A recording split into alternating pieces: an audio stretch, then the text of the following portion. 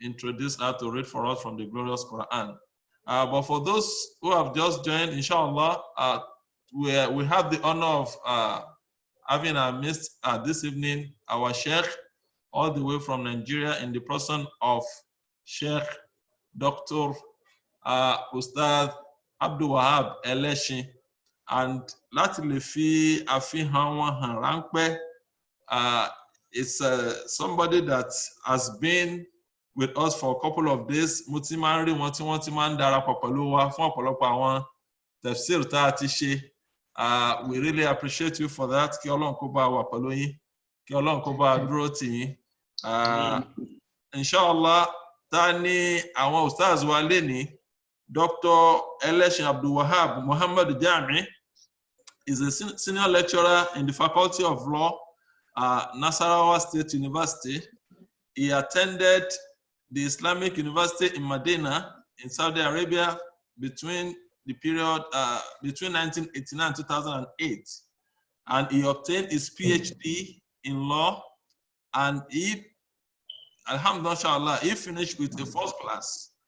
from the Islamic University in Medina, Saudi Arabia, and he was awarded the best PhD graduate. He also obtained a PhD from Usman Dan Fodio University in Sokoto, BL from the Council of Legal Education, Buhari, Abuja. He's also a member of Nigerian Professional Banker in Nigeria. He has served at different capacities as the HOD Islamic Studies, and he also he has a number of titles. He's a member of the MBA. He's also a teacher, in so many areas in Nigeria. He's the President Union of African Scholars, UAS, Nigeria. He's a member of Sharia Supervisory Council, Ethical Business Partner, and all that. He has published a number of books, and time might not really permit me to mention all the books he has published, but he is a renowned scholar in Nigeria. We are very pleased to have you in our midst. I pray to Almighty Allah to make it easy for you to give us the tafsir today. Dr. Abidogun has said a lot about you. We are really very pleased to have you in our midst. May Almighty Allah be with you and your family. Dr. Abidogun náà wà ńbẹ̀, so bóyá kí n kàn mute kí ẹ kàn ṣe salam 1 minute fún àwọn sheikh wa. Assalamu alaikum wa rahmatullahi wa barakatuh. Wa alaikum assalam wa rahmatullahi wa barakatuh. Assalamu alaikum. Alaikum salam. Jazakallah khair. Amen. Ọlọ́run jẹ́ ká bá níbi tó lérè. Amen. Alhamdulillah. So kó tó di pé sheikh máa bẹ̀rẹ̀, torí mo ṣì wá ọmọ wa tó yẹ kó ka àyọkà fún wa láti inú Quran, mo ò tí rí kó wọlé. So bóyá tó bá wọlé, a máa gbìyànjú pé kó kà fún wa kó tó di pé a máa parí tafsir. Sorry, tá bá parí tafsir. Bóyá ká tó bẹ̀rẹ̀ sí ń ṣe question and answer, ká máa fi yẹn gbára wa ní àsìkò. So láì ní gbára wa ní àsìkò púpọ̀, fún àwọn tí ó bá ti ń bá wa bá bọ̀ láti ilẹ̀, Quran wa àti wà ní Suratu Sajida báyìí, Quran chapter 32, and tí n bá ṣe mistake, ó dà pé aya 23 or so ló yẹ ká ti continue lé ní 24. So inshallah fáwọn tá a bá ní Quran lẹ́gbẹ̀ẹ́ tá a fẹ́ continue pẹ̀lú àwọn sheikh wa, ẹ jẹ́ ká gbìyànjú kí a máa fi ọkàn bá àwọn ẹ̀kọ́ tá a máa kọ́ wa náà, kí Ọlọ́run kí ó bá ṣe nírọ̀rùn fún wa. Further, ya sheikh. Amen.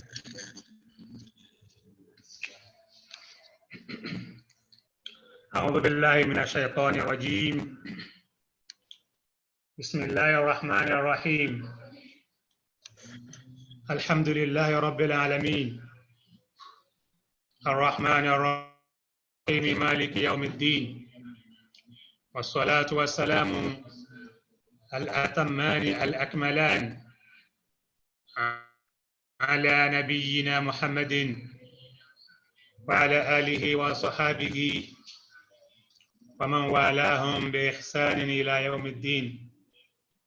وبعد، السلام عليكم ورحمة الله وبركاته. وعليكم السلام ورحمة الله وبركاته.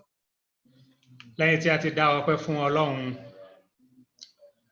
a tọrọ àlékún ìkẹ́ àti ìgẹ̀ fún aṣíwájú wa, ọ̀gá wa, Ànábì wa Muhammad, sallallahu alayhi wa sallam ẹni tí Olúwa rán níṣẹ́ kó máa jẹ́ àánú ìkẹ́ àti ìgbàlà fún gbogbo ọmọ ènìyàn kódà àti àlìjànú. Àtọrọ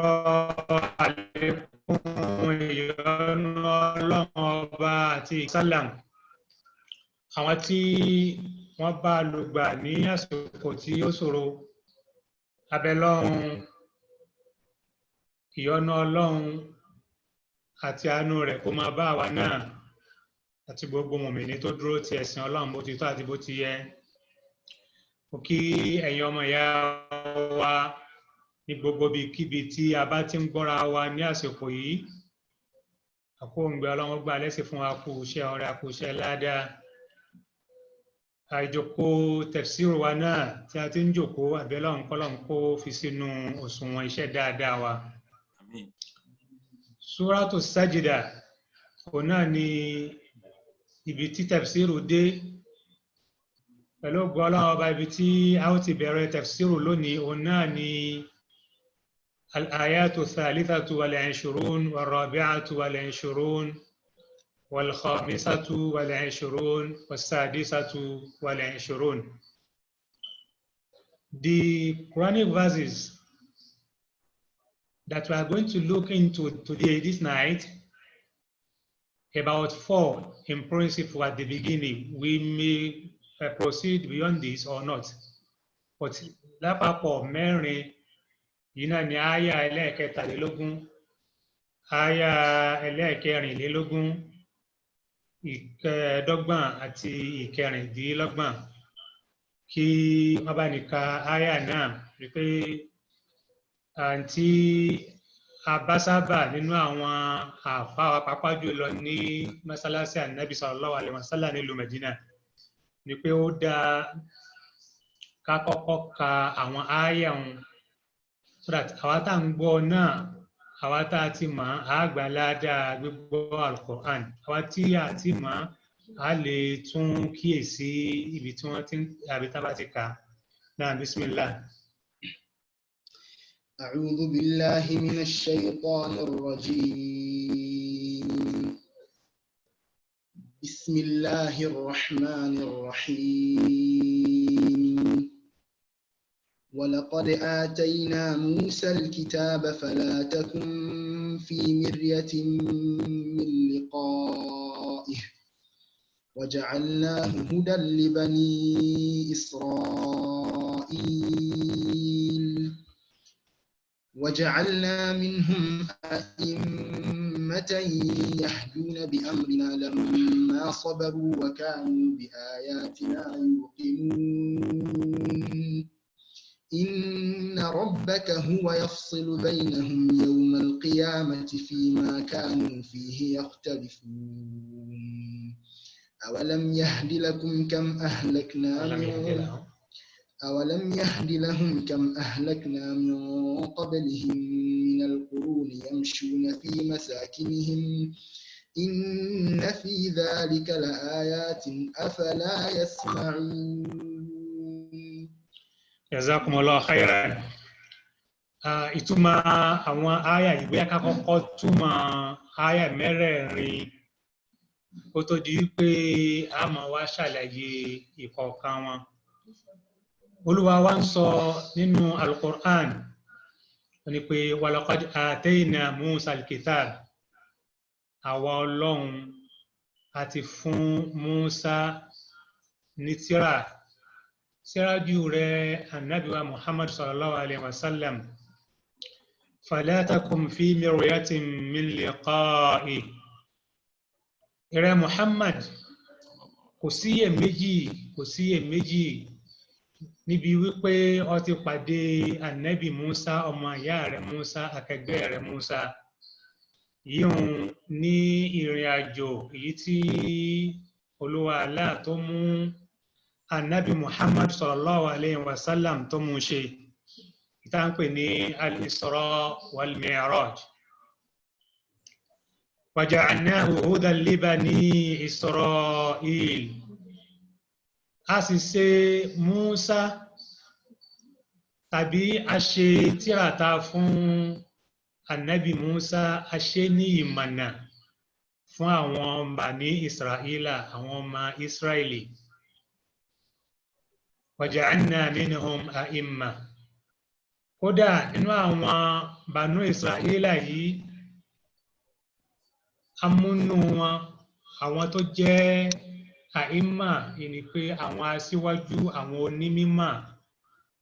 àwọn aṣáájú irú àwọn aṣáájú yìí yahduna bi amrina àwọn gangan fúnra wọn guidance wọn constitution wọn nǹkan àmàna wọn bi amrina àṣẹ àwọn Ọlọ́run ọba ni wọ́n ń tẹ̀lé àṣẹ àwọn Ọlọ́run ọba ni wọ́n ń tẹ̀lé lamma sabaru nígbà tí wọ́n ṣe sùúrù nígbà tí wọ́n ṣe sùúrù tá bá ń padà ṣàlàyé lẹ́kùnrẹ́rẹ́ lórí àwọn súrà yìí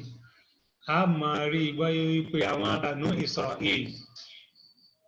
Banu Israel àwọn tọ́lọ́run ọba rán Mùsá sí wọ́n ní ìṣesí méjì ìgbà àkọ́kọ́ nígbà tí wọ́n tamassaku bi kitab nígbà tí wọ́n wà lójú ọ̀nà tán wà lórí ìlànà tírà àtòjíṣẹ́ tọ́lọ́run bá ránṣẹ́ sí wọn. Lẹ́yìn ìgbà náà wọ́n tún bọ́sẹ̀ sẹ́yìn Kùránì sì rìpọ́ọ̀tù ìkíní kejì èyí tí wọ́n ti ṣe. Àmọ́ ní ìtànkà lọ́wọ́ yìí nígbà tí wọ́n wà ní àlà asúlì wọn lamma kanu yahduna bi amri rabbina subhanahu wa ta'ala ìgbà tí wọ́n ń tẹ̀lé àṣẹ Ọlọ́run ọba onítànkà nígbà tá bá ń ka lẹ́ẹ̀kejì ìgbà wọn ni wọ́n bẹ̀rẹ̀ sí máa ṣe tàhrífù àwọn àyà al-Qur'an tàhrífù àwọn tírà tí wọ́n rán sí wọn àwọn tírà tá a sọ̀kalẹ̀ fún wọn yuharrifuna al-kalima min ba'di mawadi'ihi gẹ́gẹ́ bó Quran ṣe rìpọ́ọ̀tù ẹ̀ láwọn àyè míì wa kanu bi ayatina yuqinun àmọ́ ní stéèjì tàkọ́kọ́ nígbà àkọ́kọ́ wọ́n tẹ̀lé àṣẹ Ọlọ́run wọ́n tẹ̀lé instruction Ànábì Musa alayhi salatu wassalam wa kanu bi ayatina yuqinun wọ́n sì gbà wípé nǹkan tá a sọ̀kalẹ̀ fún Musa wọ́n àṣọ rẹ̀ wọ́n stand by it wọ́n dúró tí wọ́n gbà pé òdodo ni. Inna rabbaka huwa yafsulu baynahum yawma al-qiyamati fima kanu fihi yakhtalifun. Lẹ́yìn ìgbà tí wọ́n padà di pé wọ́n bẹ̀rẹ̀ sí ní máa yí òfin Ọlọ́run tán bẹ̀rẹ̀ sí ní máa yí ọ̀rọ̀ Ọlọ́run padà di pé wọ́n ń sọ nǹkan míì ìgbà wọn ni wọ́n wá ń sọ nǹkan méjì Ọlọ́run sọ wípé dájúdájú àwọn Ọlọ́run ọba inna rabbaka huwa yafsilu baynahum yawma al-qiyamah ay yaqdi baynahum Ọlọ́run ọba ó ṣe ìdájọ́ láàrin àwọn Banu Israel fima kanu fihi yakhtalifun. Àwọn Banu Israel wọ́n ṣe ìyapa lóríṣìí ọ̀nà tó pọ̀ wọ́n ṣe ìyapa ẹnu nípa Ànábì Ìsá alayhi salatu wassalam. Al-Yahud àwọn Yahudi tó àwọn Banu Israila yìí àwọn náà ni Ọlọ́run ọba rán Ànábì Musa sí àwọn náà Ọlọ́run ọba rán Ànábì Ìsá sí tó túmọ̀ sí pé ní hum ahlul Tawrati wal Injil àti Tawrati yìí ta àti àwọn Banu Israel Ọlọ́run bá ló sọ àkàlẹ̀ fún tó túnmọ̀ sí pé wọ́n ní tírà méjì tírà méjèèjì àwọn Yahudi wọ́n hó dìstáǹdì nípa Ìsá alayhi salatu wassalam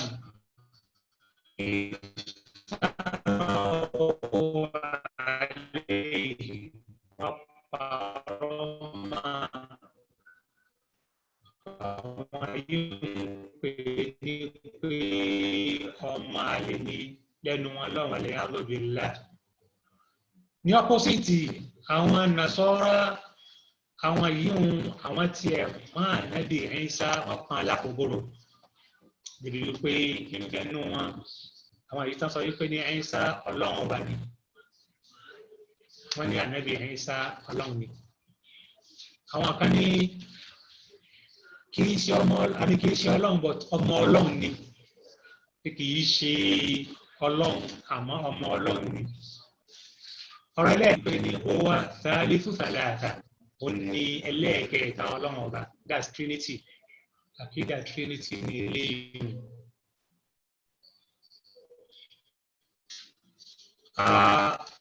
Ọlọ́run sọ wípé ní inna rabbaka huwa yafsulu baynahum yawma al-qiyamah tó bá dijọ́ gbẹ̀ǹdì al-qiyamah gbogbo àwọn sáǹsì wọn yìí gbogbo ọ̀nà tí wọ́n gbà sí apá ẹnu àti láàrin Ìsá ní láàrin àwọn ọjọ́ ìwọ ni ọjọ́ tó lọ́lá jù àwọn kan wọ́n sọ pé ní yawma as-sabti wal afdal ayyam lọ́jọ́ Saturday wọ́n ní the best day àwọn kan wọ́n ní pé no Sunday ni pé àwọn Christian àwọn ṣe Sunday àwọn Yahudi àwọn mú yawma as-sabti ní ọjọ́ tí tó dájú فهذا الذين آمنوا لما اختلفوا فيه الله أبا في ما إجا النبي محمد صلى الله عليه وسلم الله شو ما فهدينا إلى يوم الجمعة يوم الجمعة أجا الجمعة هنا ني أجا تني ولا جو كيف بصيرون إليه إنه حديث إن شاء الله محمد صلى الله عليه وسلم إني أفضل أيام الأسبوع يوم الجمعة ọ̀nà ní ọjọ́ Jímọ̀ òun náà sì ní ọdún ọ̀sọ̀ọ̀sẹ̀ fún àwa mùsùlùmí. nínú àyà tó tẹ̀lé Kùránì sọ pé ní awalam yahdi lahum kam ahlakna min qablihim min al-qurun. ṣé àwọn Banu Israel àwọn tá a rán Ànábì Mùsá sí ṣé bí wọ́n ti rí oríṣiríṣi àmì ní àwọn sẹ́ńtúrì tó ti kọjá inú wa tó fún wọn tí kò tó fún wọn láti ẹ̀ ti reconcile láti reflect láti ronúpìwàdà kí wọ́n padà sí jadatul haqq lórí òdodo. yamshuna fi masakinihim wọ́n máa ń kọjá nínú àwọn ibùgbé àwọn wọ̀nyí àwọn tá a rán sí wọn àwọn tọ́lọ́run bá ti parẹ́ sí wọn gẹ́gẹ́ bí Madainu Salihu ní ìjọ Samudawa Ọlọ́run ọba ọwọ́ àwọn rẹ̀ àwọn yìí ń bẹ láàrin Al-Hijaz sí Sham àwọn Madainu àwọn kan bẹ ní area bí ká ń pè ní Jizan ní Saudi lónìí àti bẹ́ẹ̀ bẹ́ẹ̀ lọ Ọlọ́run sọ pé ní inna fi dhalika la ayatin afala yasma'un. gbogbo àwọn kátà ti kàkálẹ̀ yìí kí wọ́n máa kàkà àwọn Yahudi kí wọ́n máa fi sí ti àwọn àyíká sọ yìí wọ́n ń lọ wọ́n ń bọ̀ wọ́n ń rí nǹkan tó ṣẹlẹ̀ sí àwọn àti wọ́n ti ṣáwájú wọn tó ń ti bẹ́ẹ̀ náà Ọlọ́run ní kí wọ́n mọ̀nà sọ Ọlọ́run ní pé afala yasma'un kí ló dé tí wọn ò tiẹ̀ ṣe wọn ò létí ni àbápèjú wọn á dà gẹ́gẹ́ bí àpèjú àwọn tí Kùránì ròyìn wípé ní àṣé wọ́n ní etí ṣùgbọ́n wọn ò fi gbọ́rọ̀ lahum a'yunun la yubsiruna biha wọ́n ní ojú bọ̀tí ojú ò ṣàǹfààní fún wọn wa lahum adhanun la yasma'una biha kì í ṣe pé wọn ò létí etí ń bẹ físíkàlì wọn ní but etí wọn kò gbọ́rọ̀ ni pé ìgbà míì bẹ tán bá ní pé yìí ò gbọ́rọ̀ kò túmọ̀ sí pé ní kò ní físíkà ẹ̀rù ó lè wà ń bẹ̀ ṣùgbọ́n téèyàn bá tó gbọ́ tí ò mú lò kò gbọ́rọ̀ náà ni ló fa nígbà tí Ọlọ́run bá ń wòye àwọn kan nínú Suratul Baqara Ọlọ́run ní wípé ní summun bukmun umyun fahum la yarji'un àwọn eléyìí summun la yasma'un bukmun la yatakallamun umyun la yubsirun so gbogbo àwọn sẹ́ǹsì mẹ́tẹ̀ẹ̀ta yìí ó paralyze lára wọn torí pé pàápàá àwọn àǹfààní wọn ò ṣe níbẹ̀. Àyà mẹ́ta kà yìí relevancy wọn sí àyà tá a ti ń bá bọ̀ torí pé rò pé yẹ kí ká ti mọ̀ tẹ́lẹ̀tẹ́lẹ̀ yìí pé súrátù as-sajida nínú àwọn súwárù màkíyà àwọn súwárù tó ṣe pé ní Ọlọ́run ọba sọ̀kalẹ̀ fún ṣẹ́ńlá Muhammad sallallahu alayhi wa sallam fi al-ahadil makki. Àwọn onímọ̀ tafsir wọ́n pín píríọ̀dù revelation al-Quran into 2 ọ̀nà méjì ní ìtọ́run ilẹ̀ jù náà àwọn onímọ̀. Àwọn try láti gúrùpù ẹ̀ gbogbo àwọn ááyà tó sọ̀kalẹ̀ fún Ànábì sallallahu alaihi wasallam kó tó di pé ó ṣe ìyípo padà láti ìlú Mákà lọ sí ìlú Madina. Eléyìí òun ni wọ́n ń pè ní al-ayatu aw as-suwaru al-makkiyya, yìí ni pé Makkan verses or Makkan chapters. Gbogbo àwọn àyà ìwà ni ìbá ṣe wípé ní ó sọ̀kalẹ̀ nígbà tí ó ń ṣe Ọlọ́run bá ń bẹ ìlú Mákà, àbí kìí ṣe ìlú Mákà ló ti sọ̀kalẹ̀ fún ṣe Ọlọ́run bá ìfẹ́ràn tẹ́lẹ̀ rẹ̀ kó máa bá fápẹ̀jù ìgbà tó fi lọ sí Tọ́ìfù, ìgbà tó lọ sí àwọn àyè míì náà khariju Mákà ní outside Mákà. Ìtàsáwò ní wípé ní ṣé àyà yìí ìgbà olórin lọ́lọ́run bá reveal ẹ̀ fún oúnṣẹ́ Ọlọ́run ọba ìkẹ́ Ọlọ́run àti ọlọ́run. Was it before historical migration tó ṣe láti Mákà wá sí Madina àbí lẹ́yìn rẹ̀? Tí answer ọba ti ń sọ wípé no, àyà ń rí kó sọ àkàlẹ̀ fún oúnṣẹ́ Ọlọ́run ọba before kó tó múfò láti Mákà lọ sí Madina. A sọ pé ní that verse àbí chapter is a Makkan chapter or Makkan verse. Gbogbo àyà tó wá sọ̀kalẹ̀ fún iṣẹ́ Ọlọ́run ọba ìkẹ́ ọlá rẹ̀ àtọ́lá rẹ̀ kó máa bá lẹ́yìn tá Nábì kú ní Mákà tó lọ sí Madina, yìí ni pé lẹ́yìn hijira. Gbogbo àwọn àyà tó sọ̀kalẹ̀ fún Ànábì sallallahu alaihi wasallam nígbà wọn náà ń pè ní Medina verse or Medina chapter. The same material. Bóyá ìlú Madina là Nábì wà sallallahu alaihi wasallam tí àyà ti sọ̀kalẹ̀ fún mi àbíbò mi kódà olùwà nílùú Mákà sọ pé ní ìlú Mákà ní àyà ti sọ̀kalẹ̀, but bóyá before Fatih ni gẹ́gẹ́ bí àyà tó sọ̀kalẹ̀ ní àsìkò àtàwọn lọ ṣe umra àwọn àyà kan sọ̀kalẹ̀ lásìkò Hudaybiyah ní àbílẹ́yìn Fatih. Àwọn àmì sọ̀kalẹ̀ nígbà tó ń ṣe Ọlọ́run ọba ìkẹ́ Ọlọ́run fẹ́lá rẹ̀ kó máa bá tó lọ ṣe hajj rẹ̀ yálà wà Mákà ní àbó wà ní Mínà. Gbogbo àwọn àyà yìí tó sáà kàwá ní pé the benchmark is when was it revealed to the Messenger sallallahu alaihi wasallam? Was it before the migration or after the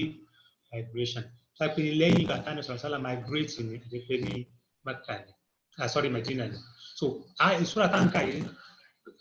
features àyà Mákà àbí súra Mákà wà ní wípé láti pé ọdún 13 ló ń ṣe Ọlọ́run bá lò nílùú Mákà kó tó di pé ó lọ sí ìlú Madina. Majorly fókọ́sì àwọn súwárù màkíyà àti àyàtì màkíyà ní pé àwọn Makkan chapters and Makkan verses fókọ́sì wọn primarily lórí àti establish àkídà ni àkídà àwọn mùsùlùmí. Ṣùgbọ́n láti máa rí tọ́lọ́run ti máa sọ̀rọ̀ náà tí ó máa sọ̀rọ̀ àwọn ìjọ tó ti ṣáájú gẹ́gẹ́ bí táyà táǹkà yìí. So náà àwọn súrà tó wá contain àwọn taqriru aqidatul jaza wal ba'thi wal nubuwwa wa wahdaniyati Allahi subhanahu wa ta'ala suratus sajda. So inú àwọn àyà àti súrà tó ń ṣe àfihàn ilẹ̀ ìjọkan ṣoṣo Ọlọ́run, tó ń ṣe àfihàn ilẹ̀ olóhíyà Ọlọ́run ni pé kò sẹ́ni tá à ń jọ́sìn fún lódodo àfọlọ́run, tó ń ṣe àfihàn ilẹ̀ risalati Muhammad sallallahu alaihi wasallam ni pé prophecy Muhammad sallallahu alaihi wasallam nínú wọn ni súrà yìí wà látòkè délé rẹ̀ tí súrà yìí ti ń sọ lápapọ̀. Ní eléyìí àyà mẹ́rin Ọlọ́run ọba ó sọ kalẹ̀ kó lè bá a máa jẹ́ tẹ́sílíyà, ìfi ọkàn ẹni balẹ̀ ìfi ọkàn ẹni balẹ̀ ìfúnni ní ròdùnú lẹ́yìn tí a ti ṣe wàhálà tó ti pọ̀ tí èèyàn fẹ́ lè máa bọ́ wọn wípé ní ládùúgbò wàhálà yìí ọlọ́run sọ fún ànábì wípé sallallahu alaihi wasallam ìrẹ́ ànábì ọ̀lọ́kọ́dé àtẹ́ná Musa al-kitaba àti fún ànábì Musa ní kìtàbà yìí ni pé arsalnahu ara níṣẹ́ a sì fún ní tírà gẹ́gẹ́ bá a ṣe rán ìwọ náà níṣẹ́ a sì fún ọ ní tírà fala takum fi miryatin min liqa'i ọ sì síyèméjì lórí nǹkan tá a sọ yìí kí ló fà torí wípé nínú ìrìn àjò tó ń ṣe ọlọ́run bá ṣe ìkẹ́ ọlọ́run tọ́lá rẹ̀ kó máa bá nínú Laylatul Isra wal Mi'raj ìtọ́lọ́run bá sọ nínú Suratu Al-Isra ìpè subhana alladhi asra bi'abdihi laylan min al-masjid al-harami ila al-masjid al-aqsa alladhi barakna hawlahu. ìtàn eléyìí ìtàn tí Kùránì sọ fún wa ahadithu nabi sallallahu alaihi wasallam wọ́n sọ fún wa pípò ń ṣe ọlọ́run ọba mú un ṣe ìrìn àjò láti ìlú Maka lọ sí Jerusalem láti bẹ̀ ọlọ́run ọba ó ṣe àràjà bíi èyí tó ṣe láti Maka lọ sí ìlú Jerusalem ó ní Isra èyí tó wá ṣe láti Jerusalem lọ sí al-Arash ọlọ́run ọba ó ní al-Mi'raj ìbẹ̀wọ̀n ó ń ṣe ọlọ́run ọba ìkí ọlọ́run tọ́lá rẹ̀ kó máa bá ó pàdé àwọn ànábì ọlọ́run ọba tó pọ̀ nínú wọn ni Nabiyullahi Musa alayhi salatu wassalam sọ pé ní conversation ìbára ẹni sọ̀rọ̀ sì wáyé láàrin oníṣẹ́ ọlọ́run ọba ìkí ọlọ́run tọ́lá rẹ̀ kó máa bá àti Nabiyullahi Musa alayhi salatu wassalam ọlọ́run sọ pé ní bọ́ ọba ti rántí Musa torí ìsálà Musa relevance tó wà láàrin àwọn méjèèjì ni wípé ọlọ́run ọba rán Musa sí ìjọ tó le Firaun ọlọ́run bá rán Musa sí gbogbo alámọ̀ ìtàn Firaun ó ṣeé ṣe torí àsìkò wa ká lè mọ́ lọ́bẹ̀ẹ́hùn ojú Musa rí tó àmọ́ Musa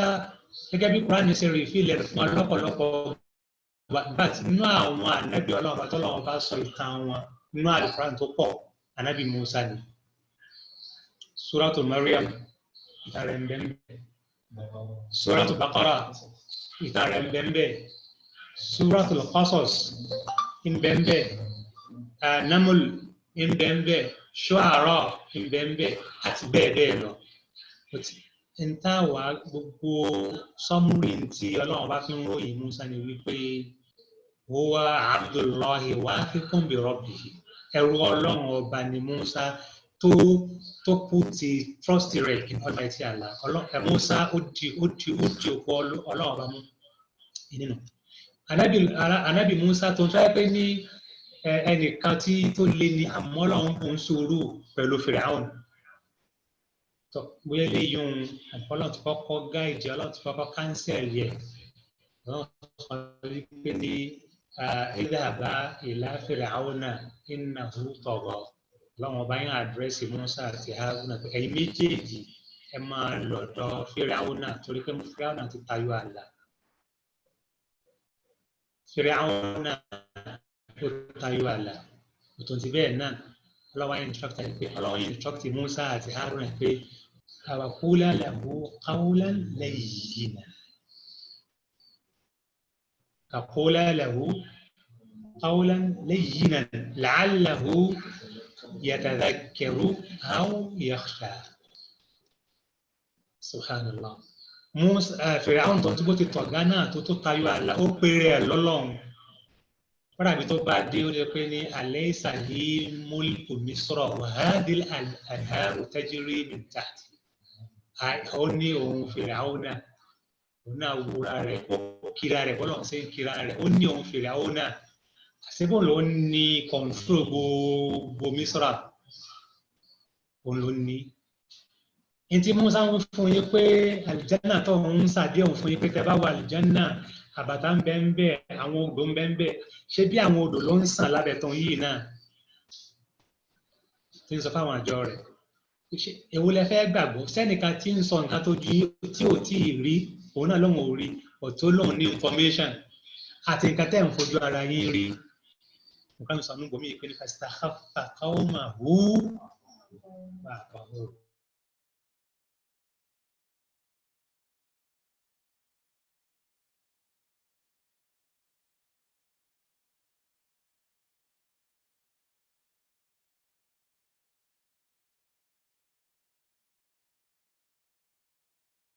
láti kejì rẹ̀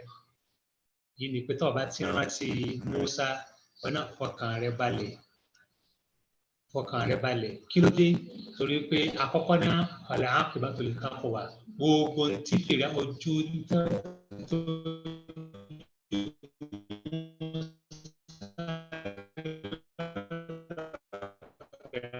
rí ẹ̀yìn fèrè àwọn náà tó tún àti pé ní ìrẹ́ Muhammadu sallallahu alaihi wasallam pẹ̀lú ògùn ọlọ́run ọba al-aqibatu lit-taqwa wọn náà ìgbẹ̀yìn ó padà dá. ẹlẹ́ẹ̀kejì wa ja'alnahu hudan li bani Isra'il ọlọ́run ní pé a ṣe Mùsá ja'alnahu níbẹ̀ ọ̀hún bọ̀mírùn that's fọ́nà hù sọ́nrí ìwà òtọ́ ọlọ́run ọba fún Mùsá ìkíní kejì náà làwọn àfọ̀ ní tafsiru sọ.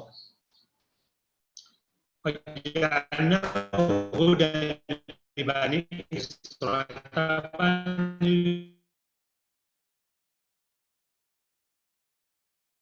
pẹ̀lú rìbáàsì tí Mùsá tàbá ní wípé márùjá òdòmí ila al-kitab pé tíra ní ẹ̀dẹ́gbẹ́ ní tíra wọn ó jẹ́ ìmọ̀nà fún àwọn Bani Israel ìkíní kejì tó wọ́n lè jẹ́ Mùsá والكتاب الذي أنزل الله إليه هدى للمتقين هدى لبني إسرائيل àti Mùsá ni àti tírà tí Ọlọ́run ọba sọ̀kalẹ̀ fún ànábì Mùsá ìkíní kejì wọn ìmọ̀nà ni wọ́n jẹ́ fún Bani Israel. ìrẹ́ ànábì náà sallallahu alaihi wasallam báà náà ni àpèjúwe tiẹ̀ náà ìwọ náà hudan ìwọ náà Al-Qur'an tá a sì sọ̀kalẹ̀ fún ọ náà fúnra òjíṣẹ́ ńlá Muhammad sallallahu alaihi wasallam hudan ní ìmọ̀nà ni ibi tí wọ́n ti wá yàtọ̀ ibi tó ń ṣe Ọlọ́run bá ti yàtọ̀ fún ànábì Mùsá ni wípé tí ànábì Mùsá hudan li bani Israel àwọn Banu Israel nìkan ni ọ̀tọ̀ ń ṣe alá Muhammad sallallahu alaihi wasallam risala rẹ̀ alaniya ni it is a universal message tó kárí ayé gbogbo ayé àti èèyàn àti àlùjànnú òun lọ́wọ́ ọba rán oúnṣẹ́ Muhammad sallallahu alaihi wasallam sí so nípa báyìí wọ́n yàtọ̀ but tí tọ́lọ́run fẹ́ kí wọn ànábì sallallahu alaihi wasallam ní wípé ní bí Ọlọ́run ṣe gbé Mùsá borí pẹ̀lú ọ̀pọ̀ ànábì náà borí fún ọ̀pọ̀ kan jẹ́ níbi yìí yàtọ̀ máa mú ní àyà ẹ̀kọ́ tí oúnṣẹ́ Ọlọ́run bá ní Ọlọ́run bá àdírẹ́sì níbí but àwa náà ní ẹ̀kọ́ tá a mú bẹ́ẹ̀ torí pé àwa náà máa ṣàǹfààní al-bishara ní pé ìfúnni nírò ìdùnnú bọ́lọ̀ ń ṣe ní kí àwọn ìjọ tí Mùsá tó darí tọ́lọ̀ ní kí àtìbátan wọn ó dá gbogbo àwọn tí wọ́n dúró pẹ̀lú Mùsá tí wọ́n gbọ́ sí lẹ́nu ìgbẹ̀yìn wọn padà dá ni àti pé ìjọ ànábì sallallahu alaihi wasallam náà gbogbo tó bá ọmọ lẹ́yìn ànábì tó dúró tì bó ti tọ́ àti bó ti yẹ so ìgbẹ̀yìn bí ó ṣe náà ìgbẹ̀yìn tí wọ́n náà dá pẹ̀lú òun Ọlọ́run wọ́n ń ṣe Ọlọ́run ti sọ léyìn fún wa ó ti sọ àsọlẹ̀ rẹ̀ ànábì sallallahu alaihi wasallam sọ wípé ní kullu ummati yadkhuluna al-jannata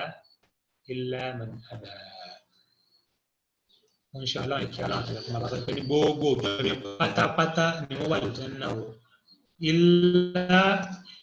man aba ẹni tó bá lóhùn òní wà lójú náà nìkan ló kù pé àwa náà fẹ́ béèrè pé gbogbo wàhálà tá à ń ṣe yìí torí kí ni torí àlùjánnà náà ni àwọn sàbí náà wá béèrè pé ní wa man ya Rasulallah ta ni ó wà lóhùn òní wà lójú náà òjíṣẹ́ Ọlọ́run ọba Ànábì wá fún wọn ní answer very summary but pregnant answer ni. Ànábì sọ pé man ata'ani dakhala al-jannah. Gbogbo ẹni tó bá tẹ̀lé mi lọ́kànkán àti ní kọ̀kọ̀ dakhala al-jannah pẹ̀lú ògbà ní al-jannah. Àmọ́ o wa man asani dakhala an-nar.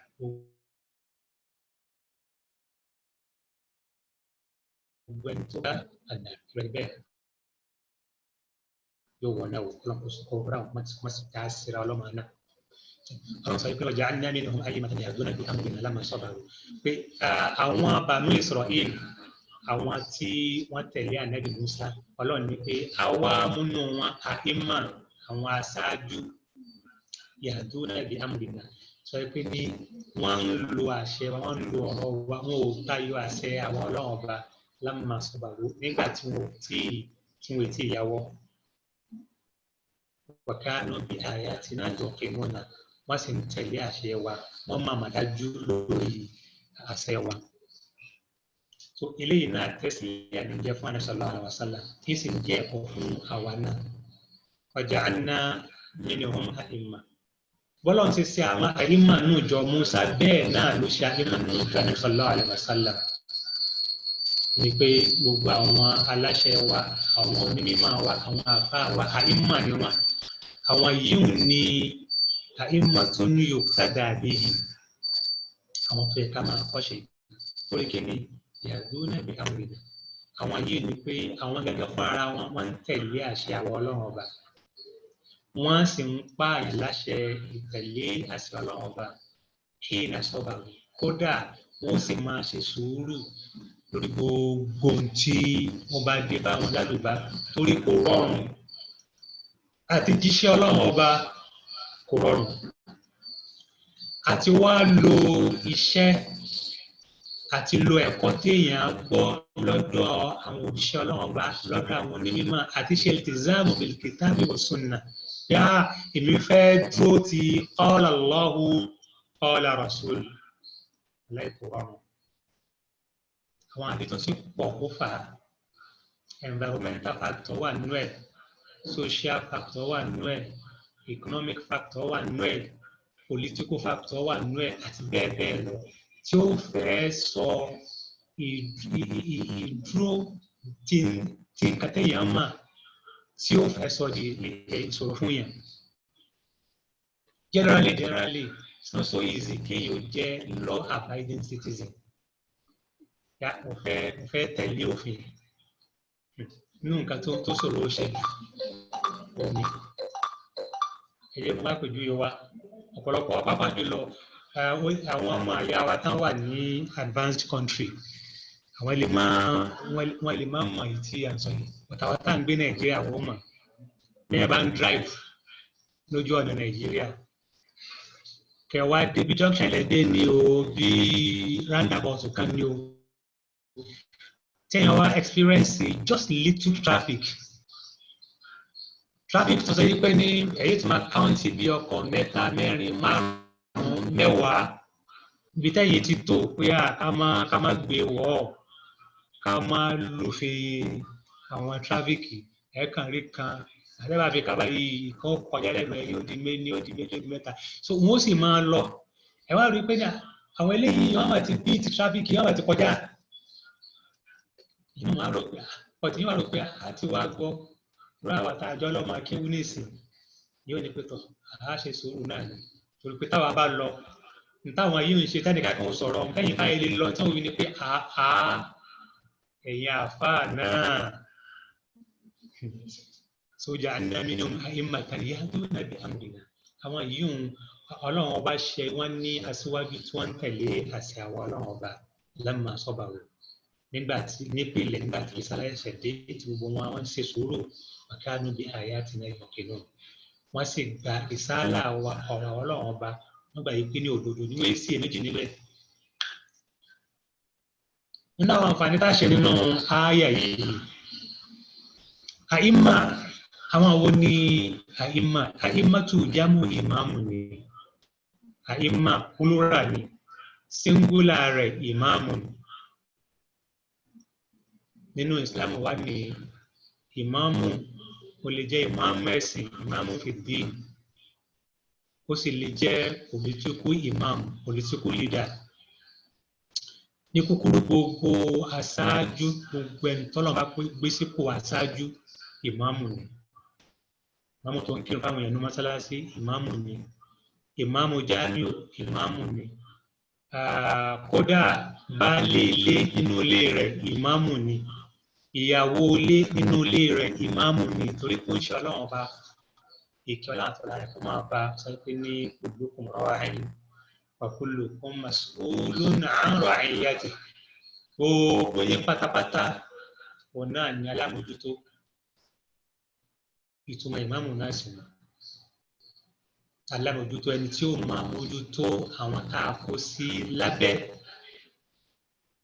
ó wá sọ pé ní ar-rajulu ra'in fi ahli bayti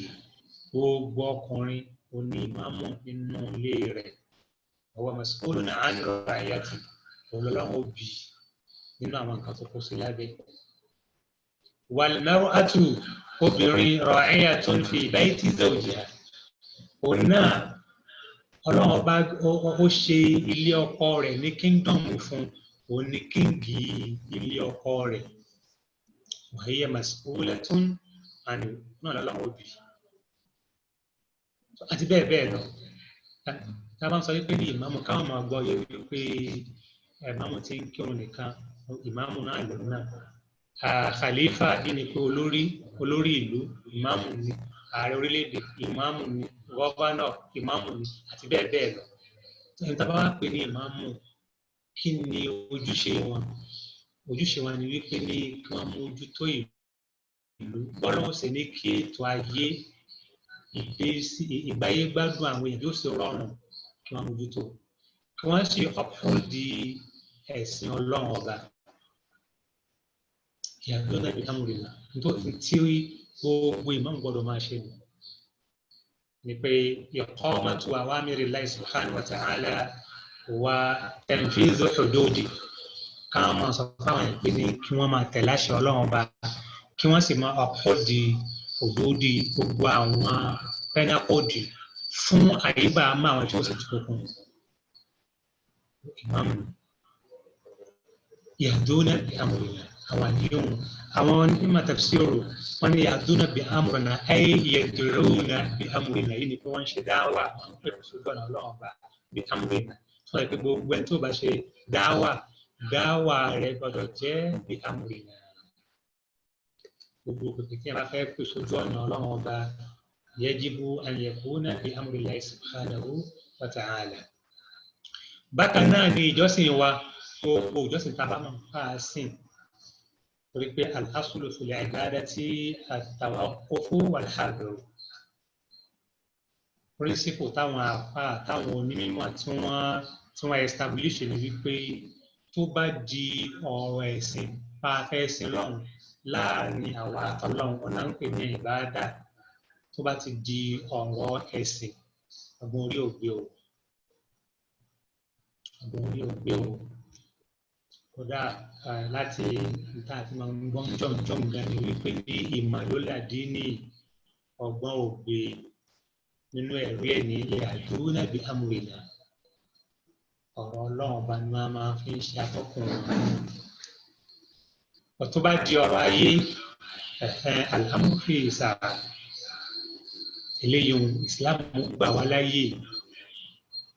báwa bá ṣe wá establish a principle níbi ọ̀rọ̀ tọ̀run wọ́n establish a principle níbi eléyìí náà ọ̀rọ̀ pé al-aslu fil umuri al-'adiyya al-ibaha in principle permissibility ló ń govern àwọn daily activities wa norms wa culture wa in principle they are all allowed àyàfi ọgbọ́dọ̀ máa wé rẹ̀ sí general principle Qur'ani asuna ọtí ìgbàláyé wà fún wa láti exercise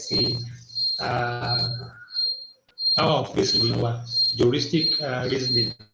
alẹ́ establish rẹ̀ ìṣèhádùn kó tọ́ ní ọ̀rọ̀ ayé ọba sí ilé wọn láti máa tayọ àlà ọlọ́gbọ́n tí náà ọ̀rọ̀ ẹ̀sìn kò sí ìṣèhádùn kò sí gbìyànjú sí ọ̀nà òṣìṣẹ́ rẹ̀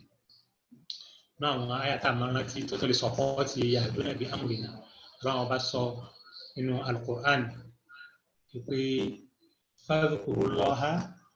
kama allamakum ma lam takunu ta'lamun. Ọlọ́run bá fẹ́ ọlọ́run àwọn hajj ní al-Qur'an ń bá bọ̀ àwọn ni pé fadhkurullaha kama allamakum bẹ́ẹ̀ bá sì rántí ọlọ́run ọba kama allamakum ẹ ṣe àmọ́ ọlọ́run bá ti kọ́ yín ni pé zikiri kò sí bá láyé ń bẹ so níbi àwọn kápẹ́ àkíyèsí tá a bá ń sọ wípé ní zikiri àbí wúrìdí gbólóhùn yìí gbogbo mùsùlùmí gbọ́dọ̀ máa ṣe zikiri o pé tá a bá ń ṣe zikiri àwọn èèyàn lè pè dá àṣẹ ẹ̀yin náà ń dápọ̀ zikiri ṣé alùtọ̀rí kọ́ náà lẹ́yìn náà ní ṣé sófì lẹ́yìn náà ní àbí wúrìdí láà kẹ́límà zikiri kẹ́límà wúrìdí zikiri ni pé àbí nǹkan téèyàn ń ṣe wọ́n wá ti Yorùbáláìsì that pronunciation bá a ṣe pé wọ́n ti sọ di Yorùbá pé ní zikiri bẹ́ẹ̀ náà ni wúrìdí ni nǹkan téèyàn ń ṣe téèyàn dún ní mọ́ so gbogbo ọmọ ẹni gbọ́dọ̀ ní zikiri tí ó dún ní mọ́ náà ń pè lázìmí lárúbáwá ni lázìmí nìkan téèyàn dún ní mọ́ tó ń ṣe consistently ní lázìmí zikiri ọ̀nìyàtọ̀ láwọn bá kàn ṣe wúrìdí òun náà nìkan tí a ti mú nípa eléyìí pẹ̀lú ọgbọ́n ọlọ́ọ̀bá ní àsìkò yìí bóyá ẹni tó ti mú un ní sábà wípé ní gbogbo ẹ̀yìn inú kọ̀ọ̀kan yóò ka áyà márùn-ún lápèjúwe lójoojúmọ́ wúrìdí ẹnu zikiri ẹnu lázìmí rẹ̀ wílé yìnbọn láyé wà fún wa ń bẹ̀ guidance tá a gbọ́dọ̀ máa kíyèsí náà ní wípé ní fadhkurullaha kama allamakum bọ́lọ̀ ń ṣe fi mọ̀ wá náà ní pàtàkì níbẹ̀ gẹ́gẹ́ bọ́lọ̀ ń sọ níbi ìpínlẹ̀ yahduna bi amrina àwọn tí wọ́n máa ń fi ìyàn mọ̀nà níbàámu sí ìlànà àwọn ọlọ́run ọba lábẹ́ bí àwọn onímọ̀ àwọn máa ń sábà sọ̀rọ̀ bàtà bá ń sọ̀rọ̀ ẹ̀sìn àti nínú ẹ̀sìn ibẹ̀ ní bídíà àti lè wáyé bídíà ò lè wáyé nínú muamalat gbogbo tí n bá ti ń jẹ́ muamala yìí ni pé nǹkan tí ń ṣẹlẹ̀ láàárín ẹ̀dá ọmọnìyàn sẹ́dá ọmọnìyàn ẹgbẹ́ rẹ̀ bídíà ò lè wà wọ́n yìí gbogbo all form of contracts ilé financial contract ni marital contract ni whatever ilé yòówù bídíà ò lè wọ̀ wọ́n bọ́tí inú ọ̀rọ̀ ẹ̀sìn ìgbẹ́ ni bídíà ti lè wọ̀ kò wá sí kékeré rẹ̀ àpèjúwe táàfì lè differentiate àbí pàápàá jùlọ táàfì lè máa wípé ní gbólóhùn yahduna bi amrina wọ́n máa ń lọ níbàámu àṣà àwọn ọlọ́ọ̀ba ní ìbámu sí fadhkurullaha kama allamakum ẹ̀rọ tí ọlọ́ọ̀ba gẹ́gẹ́ bó ṣe fi hàn yín gẹ́gẹ́ bó ṣe fi mọ̀ yín bí ọlọ́ọ̀ ṣe fi mọ̀ yín through Inshallah Muhammad sallallahu alaihi wasallam. Omumira ti argumenti kan láàrin àwa pẹ̀lú àwọn àìbáwò wa láwọn ọmọ ìyá wa àwọn èèyàn wa àwọn olólùfẹ́ wa. A rí pé ó kọ́mọ̀ púpọ̀ gbogbo alamọ̀ pé àsàlátù ká ṣe àsàlátù fún iṣẹ́ ọlọ́run ìkí ọlọ́run àtàlárẹ̀ tó máa gba ìbáàdà ní ìjọsìn ní.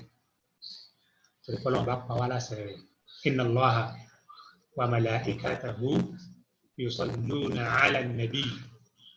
يا أيها الذين آمنوا صلوا عليه وسلموا تسليما الصلاة على النبي صلى الله عليه وسلم عبادة ثم ذكرني بابا شا صلاة فالنبي تبا في apply yahduna bi amrina ta sì fẹ́ apply fadhkurullaha kama allamakum yìí tá kò ń ṣe ọlọ́run bá ìkí ọlọ́run àtàlà rẹ̀ kó máa bá èwo ni ó ń ṣe ọlọ́run fi kó àwọn sàábì rẹ̀ lẹ́yìn rẹ̀ èyí tó kàn wá nù gbogbo tó bá wá kú lẹ́yìn rẹ̀ tí àní sọ̀rọ̀ sálọ̀mù kó àwọn sàábì rẹ̀ tí ò kó àwọn lẹ́yìn rẹ̀ ó ti wò kó lè dáa tó ó ti wò kálíbáàgùn lè dáa tó ó ti inconsistency nù oríṣiríṣi àsàlátù láyé àwọn ní lónìí ẹni àmọ̀ ìyá tá a sọ wípé ní sọ̀látùl fàtíhì fàpèjúwe sọ̀látùl fàtíhì fàpèjúwe pé gbogbo àlùfáàgò rẹ̀ àwọn wọ́díǹsì àsàlátù yìí pé kò sí tó kú bẹ́ẹ̀ kódà ọ̀pọ̀lọpọ̀ rẹ̀ ó ṣeé ṣe kí èèyàn máa rí nínú bóyá Al-Qur'an àbí súnà ni but that composition bí bá ṣe compose rẹ̀ bó ṣe wà ní that formula that siga that pronouncement had it been taught by the Prophet sallallahu alaihi wasallam ǹjẹ́ ànábì kọ́ wa tó bá ṣe wípé answer wa ni pé yes ànábì kọ́ wa àti pé ní go ahead and be doing it. Ọ̀tá pé ní answer ni pé ní actually àrí ànábì ti kọ́ wa o ànábì ò kọ́ àwọn sàbí o sallallahu alaihi wasallam so ànábì ò sì kọ́ àwọn sàbí àwọn náà ò kọ́ àwọn ọmọlẹ́yìn rẹ̀ ni pé answer will be stop doing it akànfilẹ̀ ìtàpéjúwe ni yahduna bi amrina wa kanu bi ayatina yuqinun nínú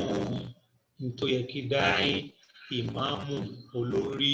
ọmọdútó ni wípé ní ó gbọ́dọ̀ ní confidence nínú qala Allahu qala Rasul èyí gbọ́dọ̀ sí méjì nínú àyà Ọlọ́run ọba àbí ìròyìn tó ń ṣe Ọlọ́run ọba mú wá sallallahu alaihi wasallam torí pé téèyàn bá ní méjì ń bẹ ọ̀pọ̀lọpọ̀ nususul Qur'an àbí sunna Nabi sallallahu alaihi wasallam ni àwọn èèyàn máa misinterpret gẹ́gẹ́ bó ṣe ń ṣẹlẹ̀ lọ́pọ̀lọpọ̀ ọ̀gbọ̀n àwùjọ wa lónìí. Ọ̀pọ̀lọpọ̀ àwọn èèyàn tí wọ́n máa sọ wípé tẹ́ni pé qala Allahu àbí qala Rasul tó ní pé Ọlọ́run bá sọ bẹ́ẹ̀ lóòótọ́ àti àsìkò tá a wà yìí kò ju àsìkò Ànábì sallallahu alaihi wasallam. Ẹlòmíì gan tún go ahead sọ wípé ní bá Ànábì bá ń bẹ láyé subhanallah pé òun náà yóò adjust lápẹjẹ ká kíyèsí lọ́rọ̀ báyìí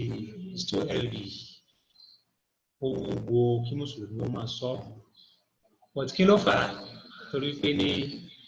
lam yakunu bi ayati llahi yuqinun wọn ò ní that confidence pé yes àfi kí ló sì ní kéèyàn ní ọ̀nà ni èyí ò fi dérò túbà bí dárájà mọ́mìn bí o bá tí ì ní ìdípẹ́ni láti máa nà tí kò tí complete o wàkánù bí ayatina yuqinun àpèjúwe kátùmọ̀ àpèjúwe lẹ́yìn náà wà. A rí i pé nínú ti geography ni níjọ́ tí Kùránì rí fíìlù fún àwa tó wà documented náà Kùránì wípé ash-shamsu wal-qamaru kullun fi falakin yasbahun wọ́n ṣe kí ni wọ́n rotate but nínú tí àwọn scientific research sọ ní John lákọ̀ọ́kọ́ ni pé no opposite ni pé ní ilẹ̀ ló ń rotate wọ́n ń pè kíní kan ní revolution and what rotation revolution and rotation that yìí ti àkọ́kọ́ nù but later wọ́n náà padà come back so nísìn àwọn tí wọ́n kọ wáìkì ní before ẹdùgbẹ́yà 60 70s ni kò wípé ní curriculum wọn gbà náà ó yàtọ̀ sí àwọn tí wọ́n ń kọ nísìn èyí tó lè jẹ́ aláwọ̀ yàtọ̀ àpapọ̀ ẹ̀ka fẹ́ try àti establish ni wípé mùmínì gbọ́dọ̀ ní yàkínù pẹ̀lú qala Allahu qala Rasul eléyìí ni ó jẹ́ weapons fún mùsùlùmí láti lè bá a máa mọ̀ wípé yes gbogbo tí ayé bá wọlé sọ́ra rẹ̀ dà gbogbo tí scientific research bá wọlé rẹ̀ fi sí nǹkan tí Ọlọ́run bá sọ ni sí nǹkan tí Ànábì sallallahu alaihi wasallam bá wí ni so ìyàwó tẹ̀lé o. Àyà tó tẹ̀lé wọ́n sọ pé inna rabbaka huwa yafsilu bayna níbi àpèjúwe mi ká tó lọ wa kanu bi ayatina yuqinun pé wọ́n ní assurance pẹ̀lú nǹkan tí Ọlọ́run bá sọ ní àsìkò sí lóde òní ọ̀pọ̀lọpọ̀ ìgbà làwọn bóyá onímọ̀ sáyẹ́ǹsì àtáǹsì wọ́n máa ń sọ sí ìdàdí káàkiri pé wọ́n máa ń correct káàkiri pé lọ́dọ̀ tí wọ́n bá correct ni pé wọ́n reach a conclusion sí nǹkan tí àwa rí lákọọ́lẹ̀ nínú Quran wa Sunnah torí pé kọ́ ìdáhùn àfáàní wípé ní an-naqlu as-sahih la yata'aradu ma'a al-aqli as-salim. Common sense, genuine common sense, wọn àti divine text wọn máa ń sábà go in hand in Islam kò contradict pẹ̀lú nature, Quran ò contradict pẹ̀lú nature,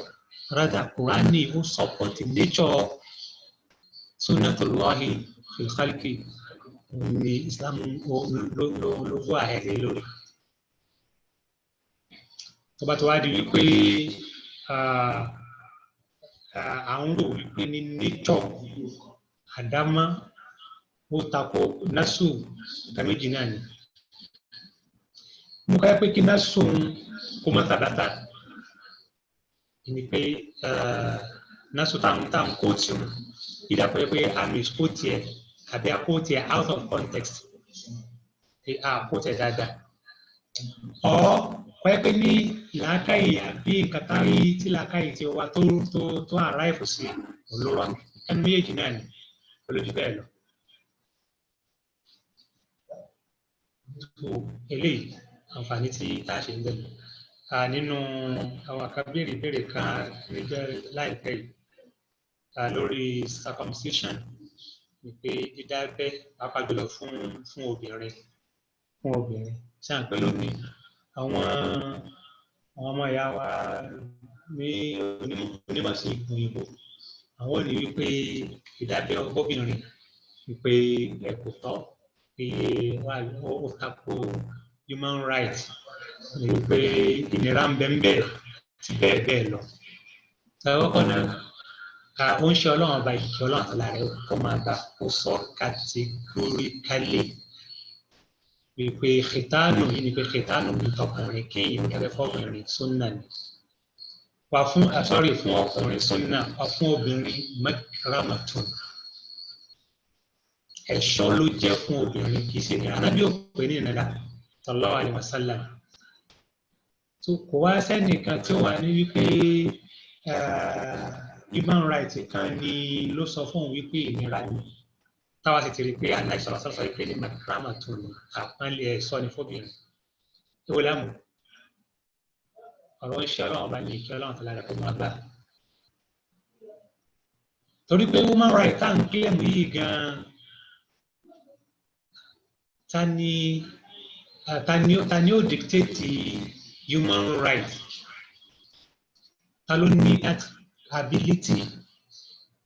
ta ló ní that quality láti sọ wípé eléyìí ni ẹ̀tọ́ ọmọnìyàn eléyìí ó tako ẹ̀tọ́ ọmọnìyàn ṣùgbọ́n náà ọba ní ìbá tó dá ẹ̀dá kó tó dá ó mà gbà tó dá gbogbo bí ṣiṣẹ́ láìpẹ́ lọ́wọ́ bá mà wọ́n ní alla ya'lamu man khalaqa wa huwa al-latiful khabir ọlọ́wọ́ ọba òun ló mọ nǹkan tó dá bẹ́ẹ̀ ni kí wọ́n bá sọ wípé ní ilé ìní right ìfọlọ́ni sọ pé ní right yìí ni right ti sọ fún wa right wọn ó pọ̀ religious right ni àti oríṣiríṣi bẹ́ẹ̀ ó pọ̀ so àwọn right táwọn gbà mí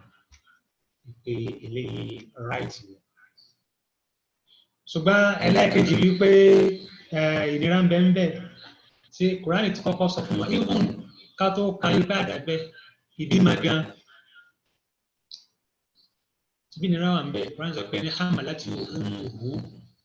kurhan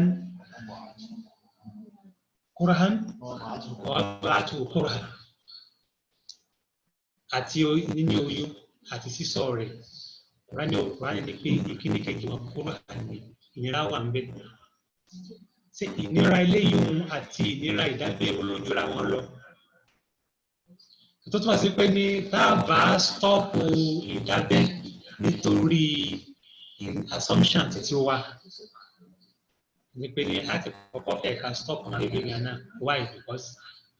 ọ̀nà ó contain oríṣiríṣi rigorous process ló wà níbẹ̀ ọ̀nà máa ń ṣe nírọ̀rùn fún mẹsàgílà yasara ọ̀nà bá máa ṣe nírọ̀rùn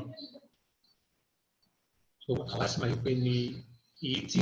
ṣẹ̀rí àti súnà rẹ́kọ́mẹ́ndì fún àwọn ibẹ̀ ni àlàáfíà wà.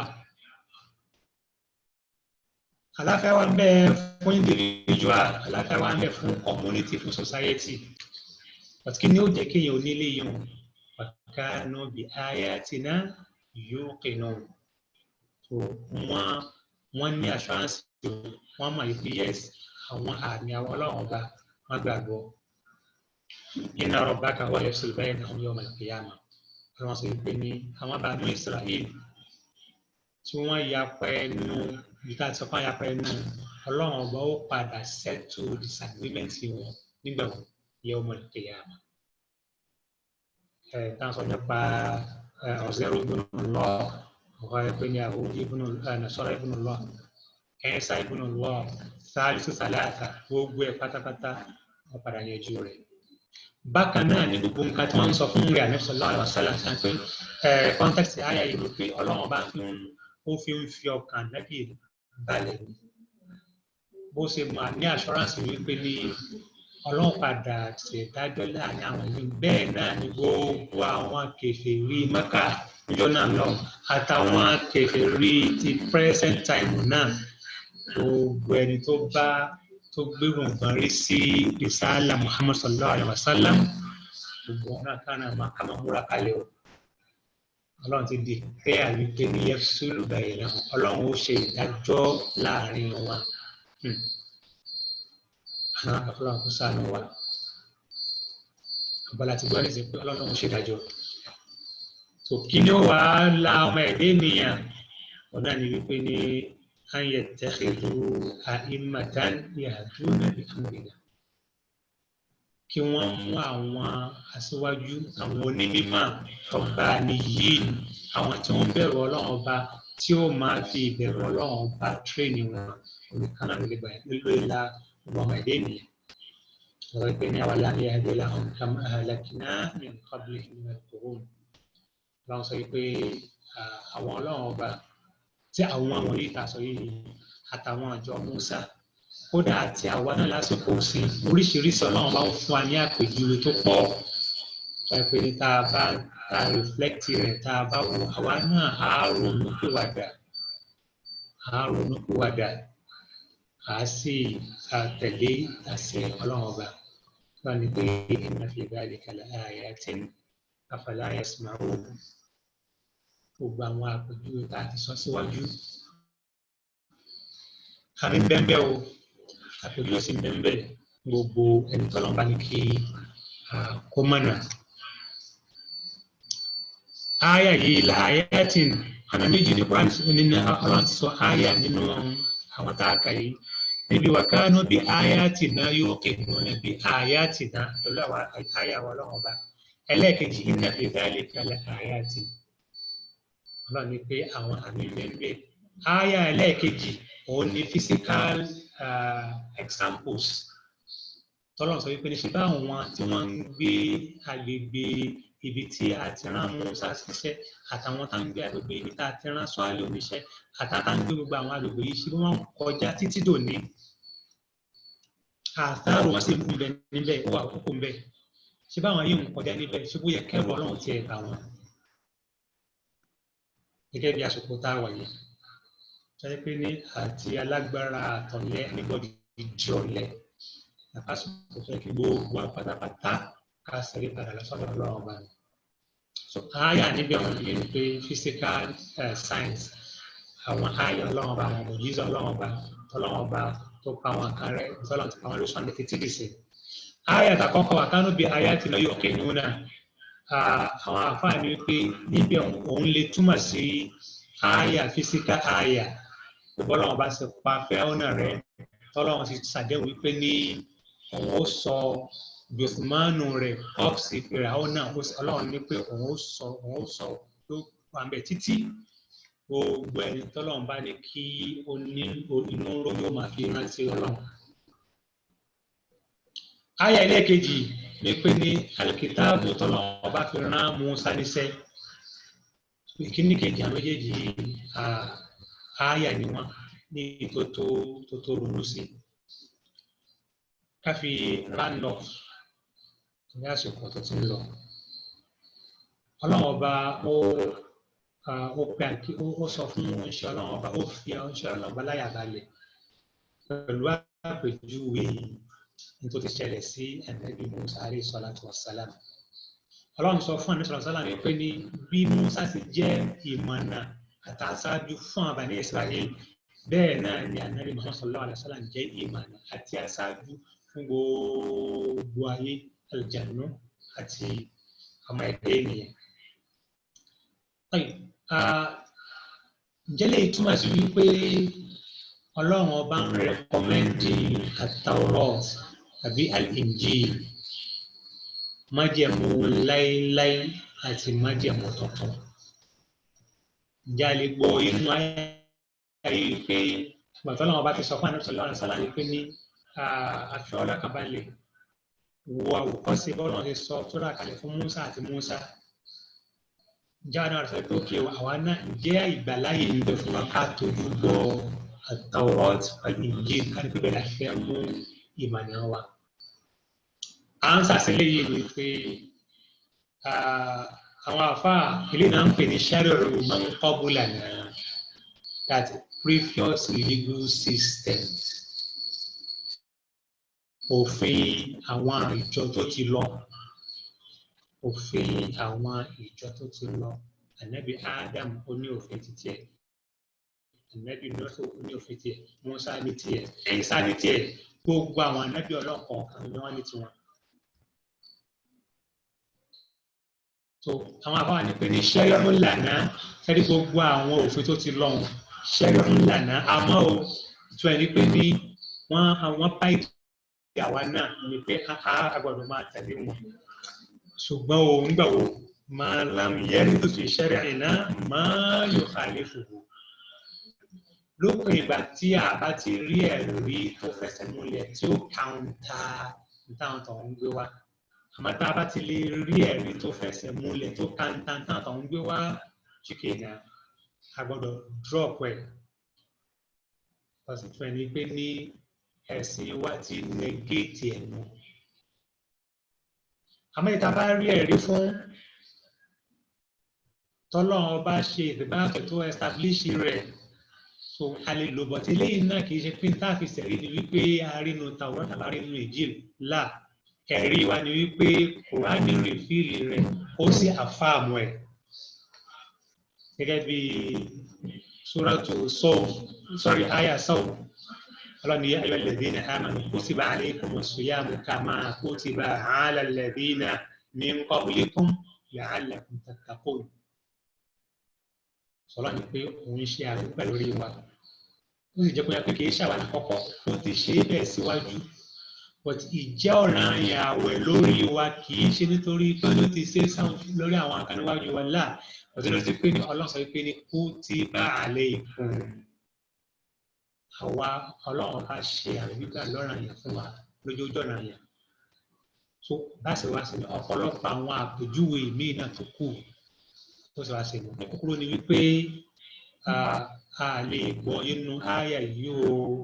ìpè ntọ́lọ́run sọ fún wa ní wípé ní a lè máa tójú bọ at-Tawrat àbí ká tójú bọ al-Injil là ìpè ńgbà tí Kùránì tó ti rìfìlì tó ti sọ kalẹ̀ tí wọ́n di pé ní ó ti ìsìn àpẹẹrẹ kó nẹgẹ́tì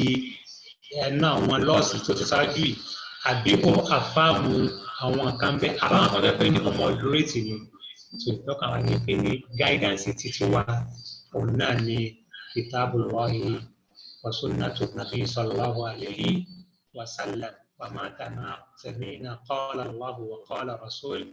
laysa lana al-khiyar lókun bàtà bá ti gbọ́ qala Allah wa qala rasul ẹgbẹ́ ìgbìmọ̀ ní òdodo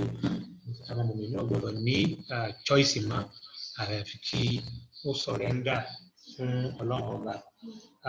nígbà kúrò ní pé ayé yìí ó ṣe àfihàn ilẹ̀ nubuwatu nàbí sallallahu alayhi wa sallam wípé ànábì ọ̀hún ànábì Ọlọ́run ọba ní sallallahu alayhi وسلم وكنا أوفر لي الكتاب والسنة هما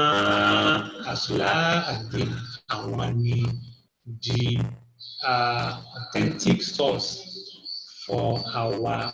law fún ẹ̀sìn wa ẹ̀sìn mùsùlùmí so tá a gbọ́dọ̀ wá ìmọ̀nà kárìjì àwọn outside the kitab wa sunnah sallallahu alaihi wasallam àti sunna àwọn khulafa rashidun tó ń ṣe ọlọ́run bá rẹkọmẹ́ndì fún wa so àìkọ́ àìpé ní ìmáàmà tó fi dé ìmú aṣíwájú yálà aṣíwájú ẹ̀sìn ni àbáṣáájú ẹnu ilé ni àbáṣáájú náà ló ní gbọ́dọ̀ wà lórí al-ilmu ìmọ̀ wal-yaqin àti ìmọ̀dájú kí ìwọ́n mọ̀ ìpín ní nǹkan tó ń ṣe ìtọ́lọ́wọ́n bá rán òun náà ni òun ṣe so finally ni wípé bọ́lọ́wọ́n bá ló ṣe gbèjà ànábì Musa alayhi salatu wassalam ọlọ́wọ́n bá gbèjà ànábì Muhammad sallallahu alayhi wa sallam bẹ́ẹ̀ náà ni ó sì máa gbèjà gbogbo mùmínì tó bá dúró ti ẹ̀sìn ọlọ́wọ́n bá bó ti tọ́ àti bí ó ti yẹ àbẹ̀ ọlọ́wọ́n ọba ìlẹ̀kẹ̀ ọlá èyí tí a wí ọlọ́run kí àkóbá lẹ́sìn fún wa àwọn tí a gbọ́ náà ọlọ́run kó fi sínú òṣùwọ̀n iṣẹ́ dáadáa wa أقول هذا وأقول وصلى الله على نبينا محمد وعلى آله وصحبه وسلم I'll provide this 11:16 bóyá comment àbí ìbéèrè sílẹ̀ wa. Assalamu alaikum wa rahmatullah. Wa alaikum assalam wa rahmatullahi wa barakatuh. Takbirullah. Alhamdulillahi rabbil alamin. A dúpẹ́ lọ́wọ́ àwọn sheikh wa tí wọ́n ti ń bá wa sọ̀rọ̀ láti ìgbà díẹ̀ sẹ́yìn. Wọ́n fi tafsir Ọlọ́run wọ́n fi ń kọ́ wa àbí Ọlọ́run bá lékè ọlá kó bá ṣe dáadáa fún yín. Gbogbo eléyìí tí ẹ ti bá wa sọ náà àbí Ọlọ́run bá kí ó jẹ́ kó ṣe wá láǹfààní. Ó ṣe nírọ̀rùn fún wa láti gbọ́yé ju bẹ́ẹ̀ ṣe ṣàlàyé fún wa lọ. Ká tún wá gbọ́yé kò tún wá tó ká wá rí ká mú lò. Bàbá tún wá mú lò kí Ọlọ́run kí ó gba iṣẹ́ náà ní ọwọ́ wa. Àbí Ọlọ́run bá náà kí ó bá ṣe dáadáa fún yín. Ìmọ̀ yín Ọlọ́run jẹ́ kó dọ́bà láíláí. Ẹ̀yin àti gbogbo àwọn jàmáà yín pátá kí Ọlọ́run kí ó bá wà pẹ̀lú yín kí Ọlọ́run kó bá ṣe dáadáa fún yín. Àmín. So mo ṣe máa pe imam náà táwọn náà máa bá ṣe dùá fún yín. Bọ̀ kó tó di pé a máa dé aspect yẹn àwọn ìbéèrè mélòó kan wáyé and màá pa bí oríṣi mẹ́ta làwọn ìbéèrè yẹn bọ́ sí. So màá pa bí méjì mẹ́ta kan pọ̀ then méjì yòókù màá béèrè lẹ́yọ kọ̀ọ̀kan. Now alákọ̀ọ́kọ́ ń bẹ tí mo kọ́kọ́ fẹ́ béèrè òun náà ni pé nígbà tí ẹ̀ ń sọ̀rọ̀ àwọn adkar àti azikiri tẹ́ ẹ ṣàlàyé ní tí ọ̀pọ̀lọpọ̀ àwa ọmọ kéwú tá a gbọ́njú mọ̀ ń bẹ òun náà ni pé ká kóra pọ̀ ká ṣe azikiri níjàmá àbí ká ṣe dùá níjàmá. Èwo gan ni Quran àti sunna oníṣẹ́ Ọlọ́run tó fọwọ́ sí pé ká ṣe díkìrù jama'i àbí dùá jama'i ṣé àrí ẹ̀rí fún pé ká máa ṣe ni bàbá tiẹ̀ wá ṣe báwo ló ṣe yẹ ká ṣe kí ni content tó yẹ kó jẹ́ dùá ìyẹn jẹ́ nǹkan àkọ́kọ́. Ẹlẹ́ẹ̀kejì tó tún fẹ́ fi ara pẹ́ ìbéèrè yẹn òun náà ni dùá tá a máa ń sábà ṣe tá a bá gba àwẹ̀ tá a wá fẹ́ sínú àwẹ̀. So a rí pé ọ̀pọ̀lọpọ̀ àìní àgbọ́yé ó ń kọ̀ sí èdè àìyedè láàrin wa. So àwa fẹ́ kẹ́ bá wa ṣe àlàyé lórí báwo gan ló ṣe èwo gan nínú àwọn dùá yẹn ni ó tọ́jú pẹ̀lú ẹ̀rí. Èyí tá a mọ̀ jù àwọn oníbèrè wọn ti kọ síbi screen fún wa but màá fẹ́ tún in case ẹ bá capture ẹ̀ òun náà ni pé tá a bá fẹ́ ṣínú èwo nínú àwọn dùá yìí ló yẹ ká máa ṣe dhahaba dhamahu wabtalatil uruq wa thabatil ajr insha Allah ìkànnì yẹn. Ìkejì òun náà ni pé Allahumma laka sumtu wa ala rizqika aftartu ìkejì nìyẹn. Èwo nínú méjèèjì gan la rí ẹ̀rí gbámú ń bẹ̀ pétọ̀ eléyìí gan ló tọ́jú báwo ló ṣe yẹ ká ṣe ìgbà wo ló yẹ ká ṣe. Ẹlẹ́ẹ̀kẹta tó tún fẹ́ fi ara pẹ́ òun náà ni pé ńgbà míì a máa ń rí èèyàn fẹ́ ṣàjọyọ̀ ó sílé ni àbólé lọ́dún kan sí wá ní máa ń ṣàdúrà mo fẹ́ ṣe birthday mo fẹ́ ṣe a lè sọ pé ilé ó wà náà mọ̀ọ́mọ̀ láti bẹ́ẹ̀ ṣe sọ but nǹkan tó ti di culture wa ni so bó wàá la ṣe lè ṣe tá a ní kọjá òfin Quran àti Sunnah pétọ mo fẹ́ ṣe birthday o àbí mo ra nǹkan mo fẹ́ sílé àbí mo ra mọ́tò ẹ bá ń ṣàdúrà sí bó ló ṣe yẹ ká ṣe tá a ní kọjá ìlànà àtòfin tọ́lọ́run ti lálẹ́ fún wa àwọn yẹn bára wọn mu ó sì kù béèrè kéékèèké méjì míì but ẹ bá fẹ́ kí n béèrè àwọn yẹn náà torí mo rí pé ẹ bá mi take note mo lè béèrè ẹ̀ so that ká lè take gbogbo ẹ̀ pọ̀ èkejì tó tún fẹ́ wà ní abala ọ̀tọ̀ òun náà ni pé fún community tó bá ṣe ń grow bí irúbi tá a wà ní Amẹ́ríkà báyìí tí a dẹ̀ fẹ́ di Quran mú gẹ́gẹ́ bí ìlànà àti àtọ́sọ́nà fún wa tá a dẹ̀ fẹ́ máa follow súnà oúnṣẹ́ Ọlọ́run Rasulullah sallallahu alayhi wa sallam àwọn àmọ̀ràn wo lẹ lè fún wa lórí báwo ni community tó bá ṣe ń fẹ́ máa gbòòrò tó fẹ́ máa ṣe tọ́lọ́run àwọn ìlànà wo lẹ lè fún wa tá a ṣe ní kọjá súnà anabi Muhammad sallallahu alayhi wa sallam. Ní àkótán ìbéèrè mi àwa máa ń sábà ń rí tí a bá rí ẹni Ọlọ́run ìbá jẹ́ àfáà ni ó dẹ̀ lè má jẹ́ àfáà tá a rí pé èèyàn Ọlọ́run ni tó súnmọ́ Ọlọ́run tó yẹ pé gbogbo nǹkan tó ń ṣe ó ṣe ní bọ́lọ́run ṣe gbà ní ààyè mọ́ báwo wá ló ṣe yẹ ká ṣe tí a fi ní kóbá àbíkan tá a rí ń sìn náà ni pé ọ̀pọ̀lọpọ̀ àwọn èèyàn wọ́n á fẹ́ sọ̀rọ̀ ẹni bẹ́ẹ̀ gan di wòlíì àfi tí n bá tí ì lọ́ba kó ṣàdúrà fún mi àdúrà mi ò lè gbà bó o ní òun gẹ́gẹ́ bí olórí ó ṣe wo ara ẹ̀ tí ò ní jẹ́ kí àwọn èèyàn tí wọ́n fẹ́ máa tì í gbọ̀ngbọ̀n wọn ní kóbá àti pé àwọn tó jẹ́ ẹni tó ń tẹ̀lé náà báwo làwọn yẹn náà ṣe lè ṣe tí wọ́n ní kọjá iye wọn láti máa jẹ́ pé wọ́n á máa tara ẹ̀ ṣe shirk Ọlọ́run kí ó bá ṣe náà fún yín láti ánsà àwọn ìbéèrè tá a béèrè yẹn mo rò pé gbọ́ mi yé. bẹ́ẹ̀ ni ok jazakumullahu khairan Ọlọ́run ó san ilé san rí. ìbéèrè àkọ́kọ́ àdìkírù al-jama'i aw ad-du'a al-jama'i kéèyàn ó ká máa kójọ pọ̀ àlùfáà ń ṣe àdìkìrì àbí àdúrà jama'i kakura wa pọ̀ bóyá lè pààyè ń pọ̀ mọ́ ìbéèrè ẹlẹ́ẹ̀kẹta du'aul munasabat miladi ní fatihul bai'a à ń sílẹ̀ ní ramatu tuntun àti bẹ́ẹ̀ bẹ́ẹ̀ lọ rò pé àwọn yìí ní máa ń fa díkìrù jama'i but àwọn yìí náà pín sí méjì díkìrù jama'i irú àwọn nǹkan bẹ́ẹ̀ pé ní a máa ń ṣe ní ẹ̀yìn ìran pé tá a bá kírun tán tó ti di subhanallah walhamdulillah wala ilaha illallah àti bẹ́ẹ̀ lọ tí tá a máa ń ṣe. eléyìí nínú ìwádìí ráńpẹ́ gbàgbé pé ní fókọ̀sì wà nílẹ̀ Yorùbá ni kí ló dé tí kíní tó fi wọlé Yorùbá nínú ìwádìí wa ni wípé nígbà tí Islam ṣẹ̀ṣẹ̀ dé àwọn nǹkan báyìí ó gbilẹ̀ àwọn onímọ̀ àwọn tí wọ́n mú Islam wọ ilẹ̀ Yorùbá wọ́n ní òǹkà níye wọn ò sì pọ̀ so àwọn tí wọ́n sì máa ń mú from one place to another ni tá bá débi kan lónìí wọ́n ó dùn bẹ́ẹ̀ bóyá bọ́lá bá sì gbọ́n láyè máa kó tọ́jú wípé ní wọ́n tún máa continue so nínú àwọn method of teaching tí wọ́n mú jọ náà lọ́hùn ní pé òkè tí bá ti ń wí ẹ máa tẹ̀lé mi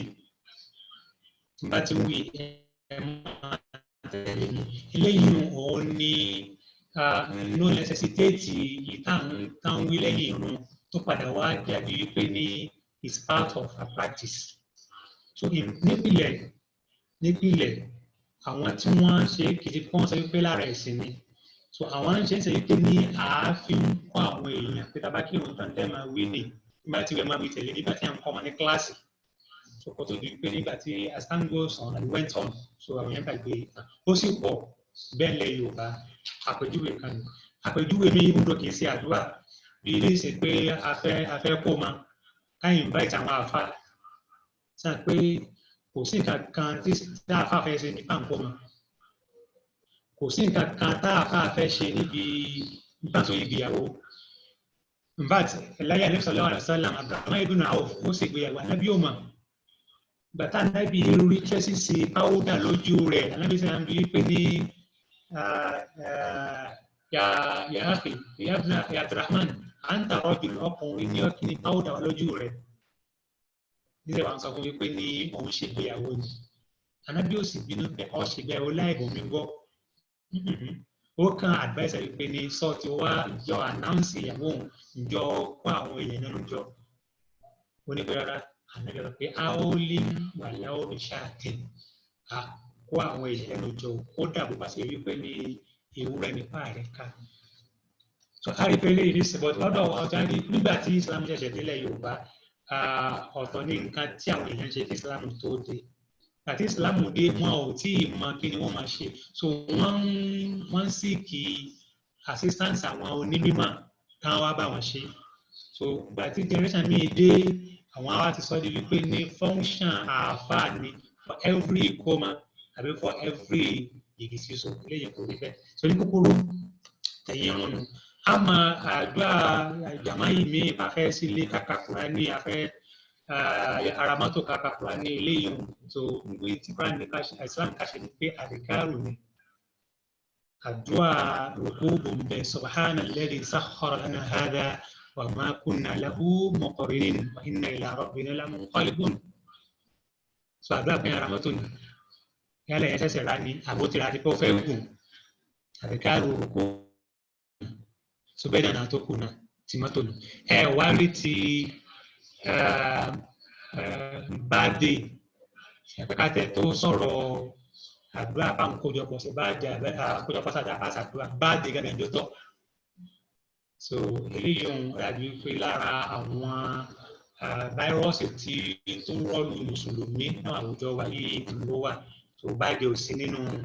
àṣà àwọn mùsùlùmí ò عند الإفطار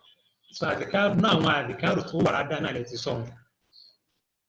اللهم لك صمت وعلى رزقك أفطرت فافطر لي بريحة من الجنة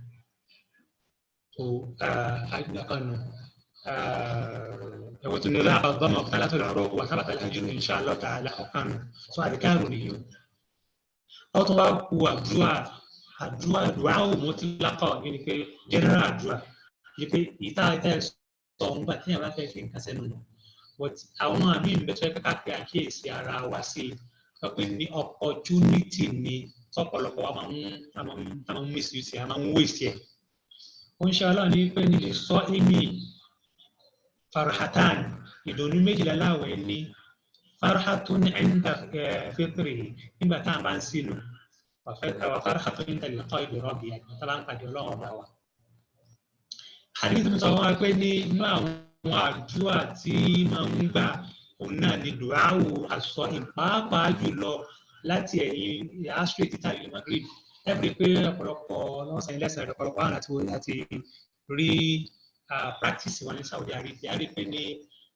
tó bá ti di ẹ̀yìn astro wọ́n ti tẹ́ sófúra kalẹ̀ àwọn yóò tó fún ọmọ àpàdé títí tí èdè sí ni so àdúrà wọn eléyìí náà kà mójú tó àmọ́ àdìkárò àwọn àdìkárò tí a fẹ́ sínú so ìtẹ́tí sọ náà ọ̀rẹ́ mi gbàdá sọ díkìrò jàmáì rápẹ̀ mẹ́ńṣà wàdífà bá a ṣe sọ pé ní gẹ́gẹ́ bí wàdífà ní díkìrì ní láàzìmì ní gbọ́n eléyìí èdè lárúbáwá ni so wàdífà náà ní pé nǹkan tí mò ń ṣe wàdífà tí iṣẹ́ tí mò ń ṣe ò níyùn so individually náà ni gbogbo tá a máa ṣe ní àdúrà ok níbẹ̀ àwọn ọ̀pọ̀lọpọ̀ àwọn èèyàn nígbà míì náà wọ́n ní pé ní ẹ̀rí tá máa ń sábà mú wá tá máa ń fẹ́ establish zikiru jama àti ìdúrà jama yìí ni wípé ọlọ́run ni wípé ní yá ayọ́ alladhina amanu sallu wa sallimu alayhi taslima inna Allaha wa malaikatahu yusalluna ala nabi pé ọ̀pọ̀lọpọ̀ àwọn èèyàn yìí ìtọ́nà ti dàpọ̀ wọn ọlọ́run máa ń lo tẹ́ǹsì plural yìí ni pé àwọn àwọn ọ̀pọ̀ èèyàn òtẹ́lẹ̀ yìí kò túmọ̀ sí wípé ẹ̀rí wà ń bẹ òun torí pàtàkì lọ́wọ́ sọ wáyé pé ní kákìrún kí ló wí àkíyèmú sọ̀la wáyé pé ká gbèrò dúró ànábì jẹ́ pé ní sọ̀la tó jàmáà ìrun jàmáà fọ́kùnrin dandan ni òtún fọ́bìnrin ńkọ́ kì í ṣe dandan. ẹlẹ́ẹ̀kejì wàá tú zaka ẹ máa yọ zaka yín ṣe bí eléyìí náà verb plural ni ṣé gbogbo àwọn afẹ́fẹ́ zaka níta máa ń jòkó yọ zaka ní abẹ́lẹ́ kálukú yọ zaka rẹ̀ òun náà àwọn àlàyé ní kúkúrú lílé yìí ọ̀nà. Tawassul bil alim aw al abid pé ọ̀pọ̀lọpọ̀ àwọn èèyàn nígbà tí wọ́n máa ń sábà fẹ́ súnmọ́ yàgbé pé ká máa gbé gẹ́gẹ́gẹ́gẹ́ pé lágbájá àti kó ṣàdúrà fún wa léyìí máa ń ṣẹlẹ̀ lóòótọ́ máa ń ṣẹlẹ̀ ọ̀tẹ̀ tá a bá lo súnà oníṣẹ́ ọlọ́run ọba ìkí ọlọ́run tẹ́lẹ̀ rẹ̀ kó máa bá tó sọ fún àwọn sáré pé ní látẹ̀kọ̀rọ̀ ní kàmá atọ́rọ́tẹ̀ Ìsá ibn Maryam ẹ má pọn mi lápọn bóró bí àwọn Ìsá bí wọ́n ṣe pọn àwọn Maryam bóró. Tàbátí wọ́n ti pé ní oníṣẹ́ ọlọ́run ọba gan-an kò yọnu sí ká pọn lápọn bóró tí wọ́n ní kọ̀ọ̀kan wá náà so kò ní yọnu sí mo rò pé àwọn onímọ̀ àbí àwọn ábídù àwọn ni wọ́n ò lè ṣèyí òun ẹni tó bá ń pọn nílé lọ pé ọlọ́run sàn ilé ọlọ́run sàpàlẹ̀ títí náà ẹlẹ́kùn ilé ìtàkùn ìsìlámù àtàwọn pé ní ìmọ̀ làwọn bá bàrà lára ẹni tá à ń pọ́nlé tọ́wọ́ pé ní súnà làwọn bá bàrà lára rẹ̀ láti fún nípa tí súnà tó ń bá bàrà lára mi ò ó takùn tó ń ṣe o so rò pé àwọn méjèèjì pàápàá jùlọ onímọ̀ àbí ábídù àwọn ni wọ́n ní responsibility tó pọ̀ jù láti correct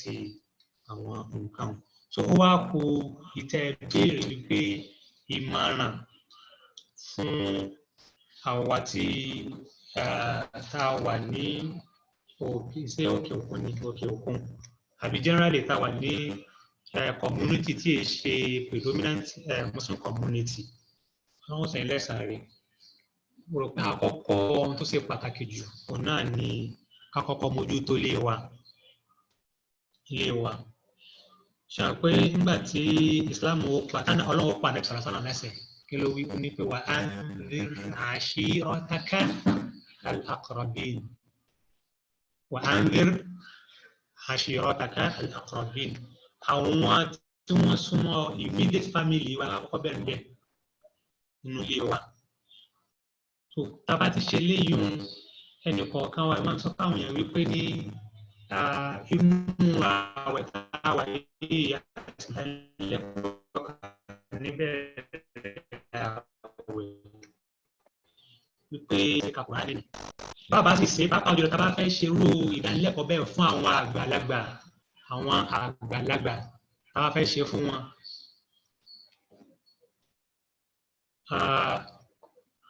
A máa mú díẹ̀díẹ̀ ni a fúnra ní mọ̀nà gbà wípé ní Fatiha ìkàkà Fatiha nígbà tó yẹ pé ní oníṣẹ́ ọlọ́run ọba ìkí ọlọ́run tẹ́lẹ̀ kọ́ máa jẹ́ kó yá pé ní bí èèyàn bá kírun tí ò ní Fatiha ìrun rẹ̀ wó ẹni tí ó sì ké rárá òkè ni ẹni tó ké tí ò ké dáadáa òun náà òkè ni sórí kúrò ní pé ọlọ́run sàn lẹ́sàn rẹ̀ ká bẹ̀rẹ̀ nínú ilé wa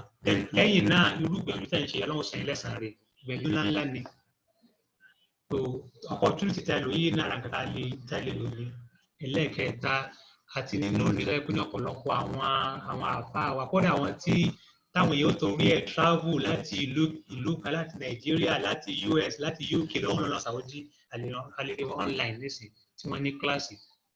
Ẹlẹ́ẹ̀kẹrin a tún wà very careful pàápàá jùlọ tá a bá sọ̀rọ̀ íńtánẹ́ẹ̀tì kì í ṣe gbogbo nǹkan tí a bá rí lórí nẹ́ẹ̀tì òun ni ó correct o kì í ṣe gbogbo nǹkan tí a bá rí lórí nẹ́ẹ̀tì náà ni ó correct so ká kì í sí àwọn eléyìí so ká sì máa seek advice ọlọ́run wọlé àkànṣe rẹ̀ yóò pọ̀lọ́ yóò dúró sí wa ọlọ́run sàyẹn ní ẹ̀sán rẹ̀ láàkànṣe rẹ̀ mo rò pé bóyá mo dáhùn àwọn questions mi. Naam, jazakallahu khairan. Bẹ́ẹ̀ ni ẹ bá wa dáhùn ẹ̀ but bí méjì kan náà tún wá fẹ́ clarification lórí ẹ̀ ó relate mọ́ nǹkan tẹ́ ti sọ̀bọ̀ ẹni yẹn wá tún fẹ́ kẹ́ clarify ẹ̀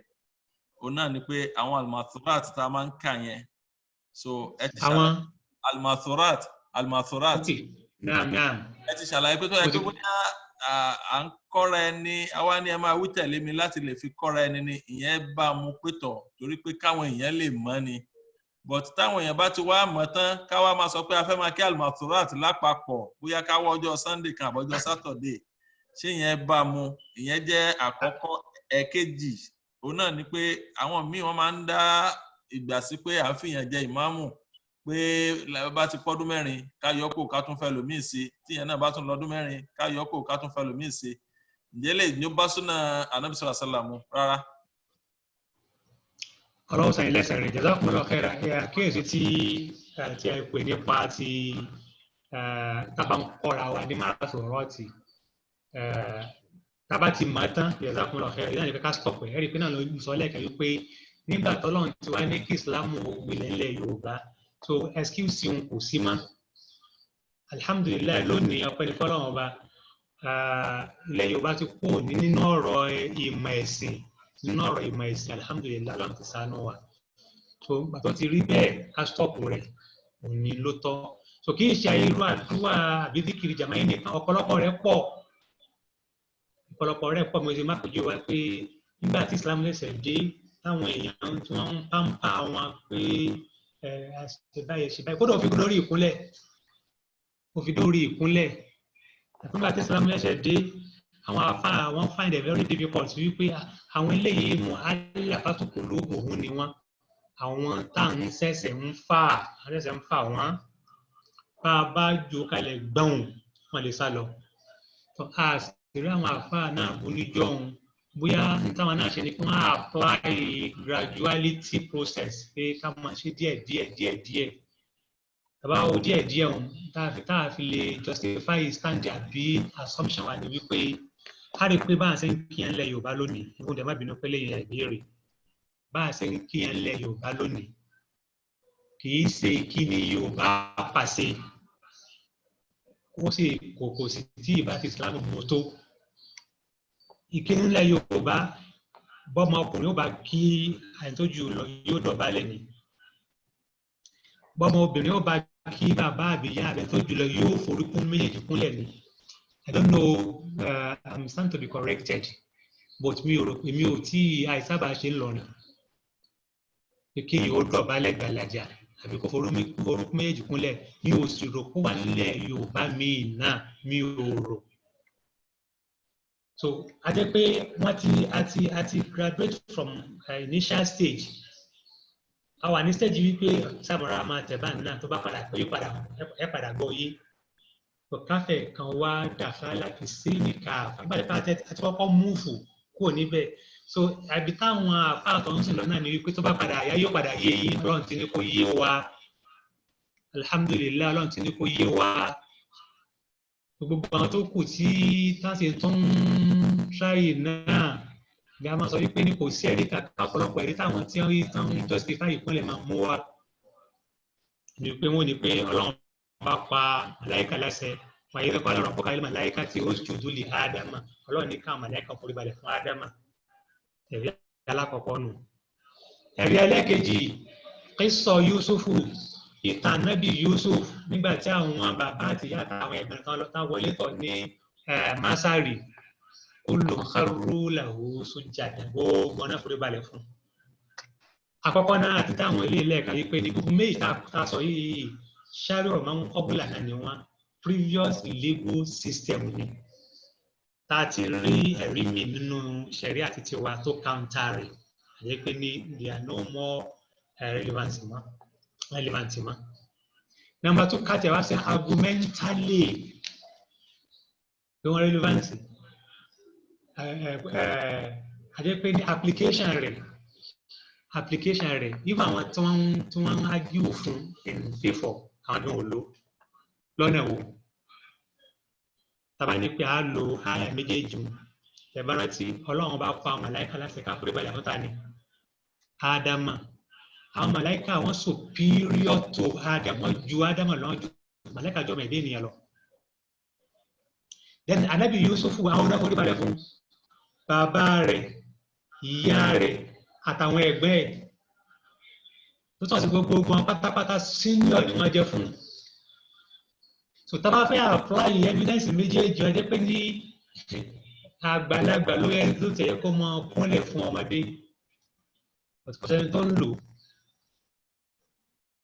òní kúkúrò ní wípé àwọn tá a gbé kalẹ̀ ń jọ sí ní tí wọ́n wí ní wípé ká máa manage ara wa àti wá ó ti yé wa nísìnyí ẹ̀jẹ̀ ká kó bẹ́ẹ̀ pátápátá lọ́sẹ̀ ẹlẹ́sàrẹ́ ìbéèrè ẹlẹ́ẹ̀kejì ẹ̀kún gbàgbé ẹlẹ́ẹ̀kejì o.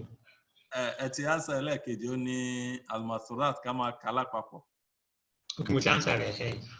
Oh, sorry, etí mo bèrè ní ìmáàmù pé ká máa fi ìmáàmù jẹ ká wá máa dájú. Ok, rotation imam. Rotation imam. Sẹ́rí ìmáàmà al-asulu ni wípé ní dáwọ́lá ìsìlámíyà o nínú ìlú mùsùlùmí ẹni tó bá jẹ́ khalifa olórí òun náà ni ìmáàmù. Insha Allah ìkẹlẹ́ àtàkà kó máa bá aláyé rẹ̀ òun náà ni ìmáàmù. Abubakar Siddiq òun náà ni ìmáàmù bẹ́ẹ̀ lọ. But wọ́n lè delegate that power fún ẹlòmíì. So ẹni tó wá ní power àti delegate tiwọn. So tó bá wáyé pé ní àwọn ó delegate power pé yóò sì wà timely pé òun ó fàṣokò sí lágbájá lọ́ọ́ sí ìmáàmù fún ọdún báyìí. So for now mi ò tí ì rí kò sí ẹ̀rí tí tó stop wa but mi ò tí ì rí tó justify rẹ̀ òun gbàdá tàbí pé ní in principle khalifa ni òun ló ní right ó sì wà delegatable ó lè delegate ẹ̀sẹ̀ lómi. So ẹni tó ní right tó ní power àti delegate mo rò pé tó bá decide àti restrict rẹ̀ pẹ̀lú àsìkò ọlọ́run alámi rò pé ó ti ṣe jù but mo lè sọ I'm stand to be corrected. But generally imama so wà London nǹkan tá ń pè ní siyasatun shari'iyya Islamic political thought under ló wà so bá a ṣe ń regulate life ara wa in accordance to Islamic system. Wallahu ta'ala a'lam bis-sawab. Jazakallahu khairan Sheikh, agbádùn yín púpọ̀ ẹ kú atótónu àtàárọ̀ bàbá wo àsìkò báyìí àròjọ́ mùsùlùkùn ẹ̀yin ti fẹ́ wà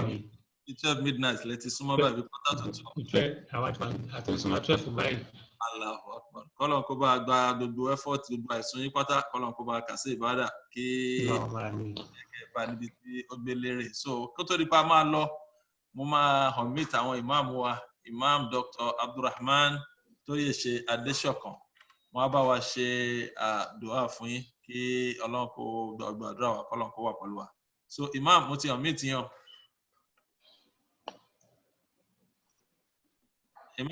Imam Abdulrahman.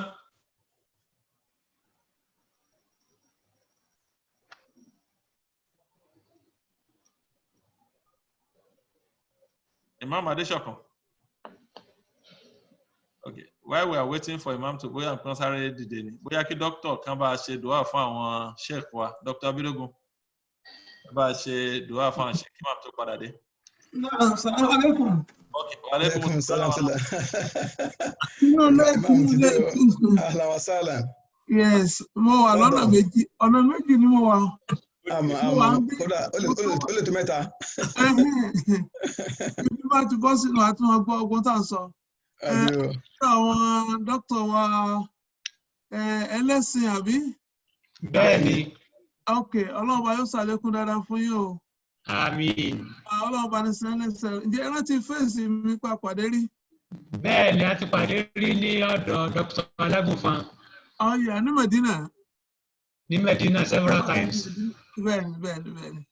Ọlọ́run bá ní sẹ́lẹ̀sẹ̀ rẹ̀ o. Ọlọ́run sáré wà ní ìkùn àdúrótì.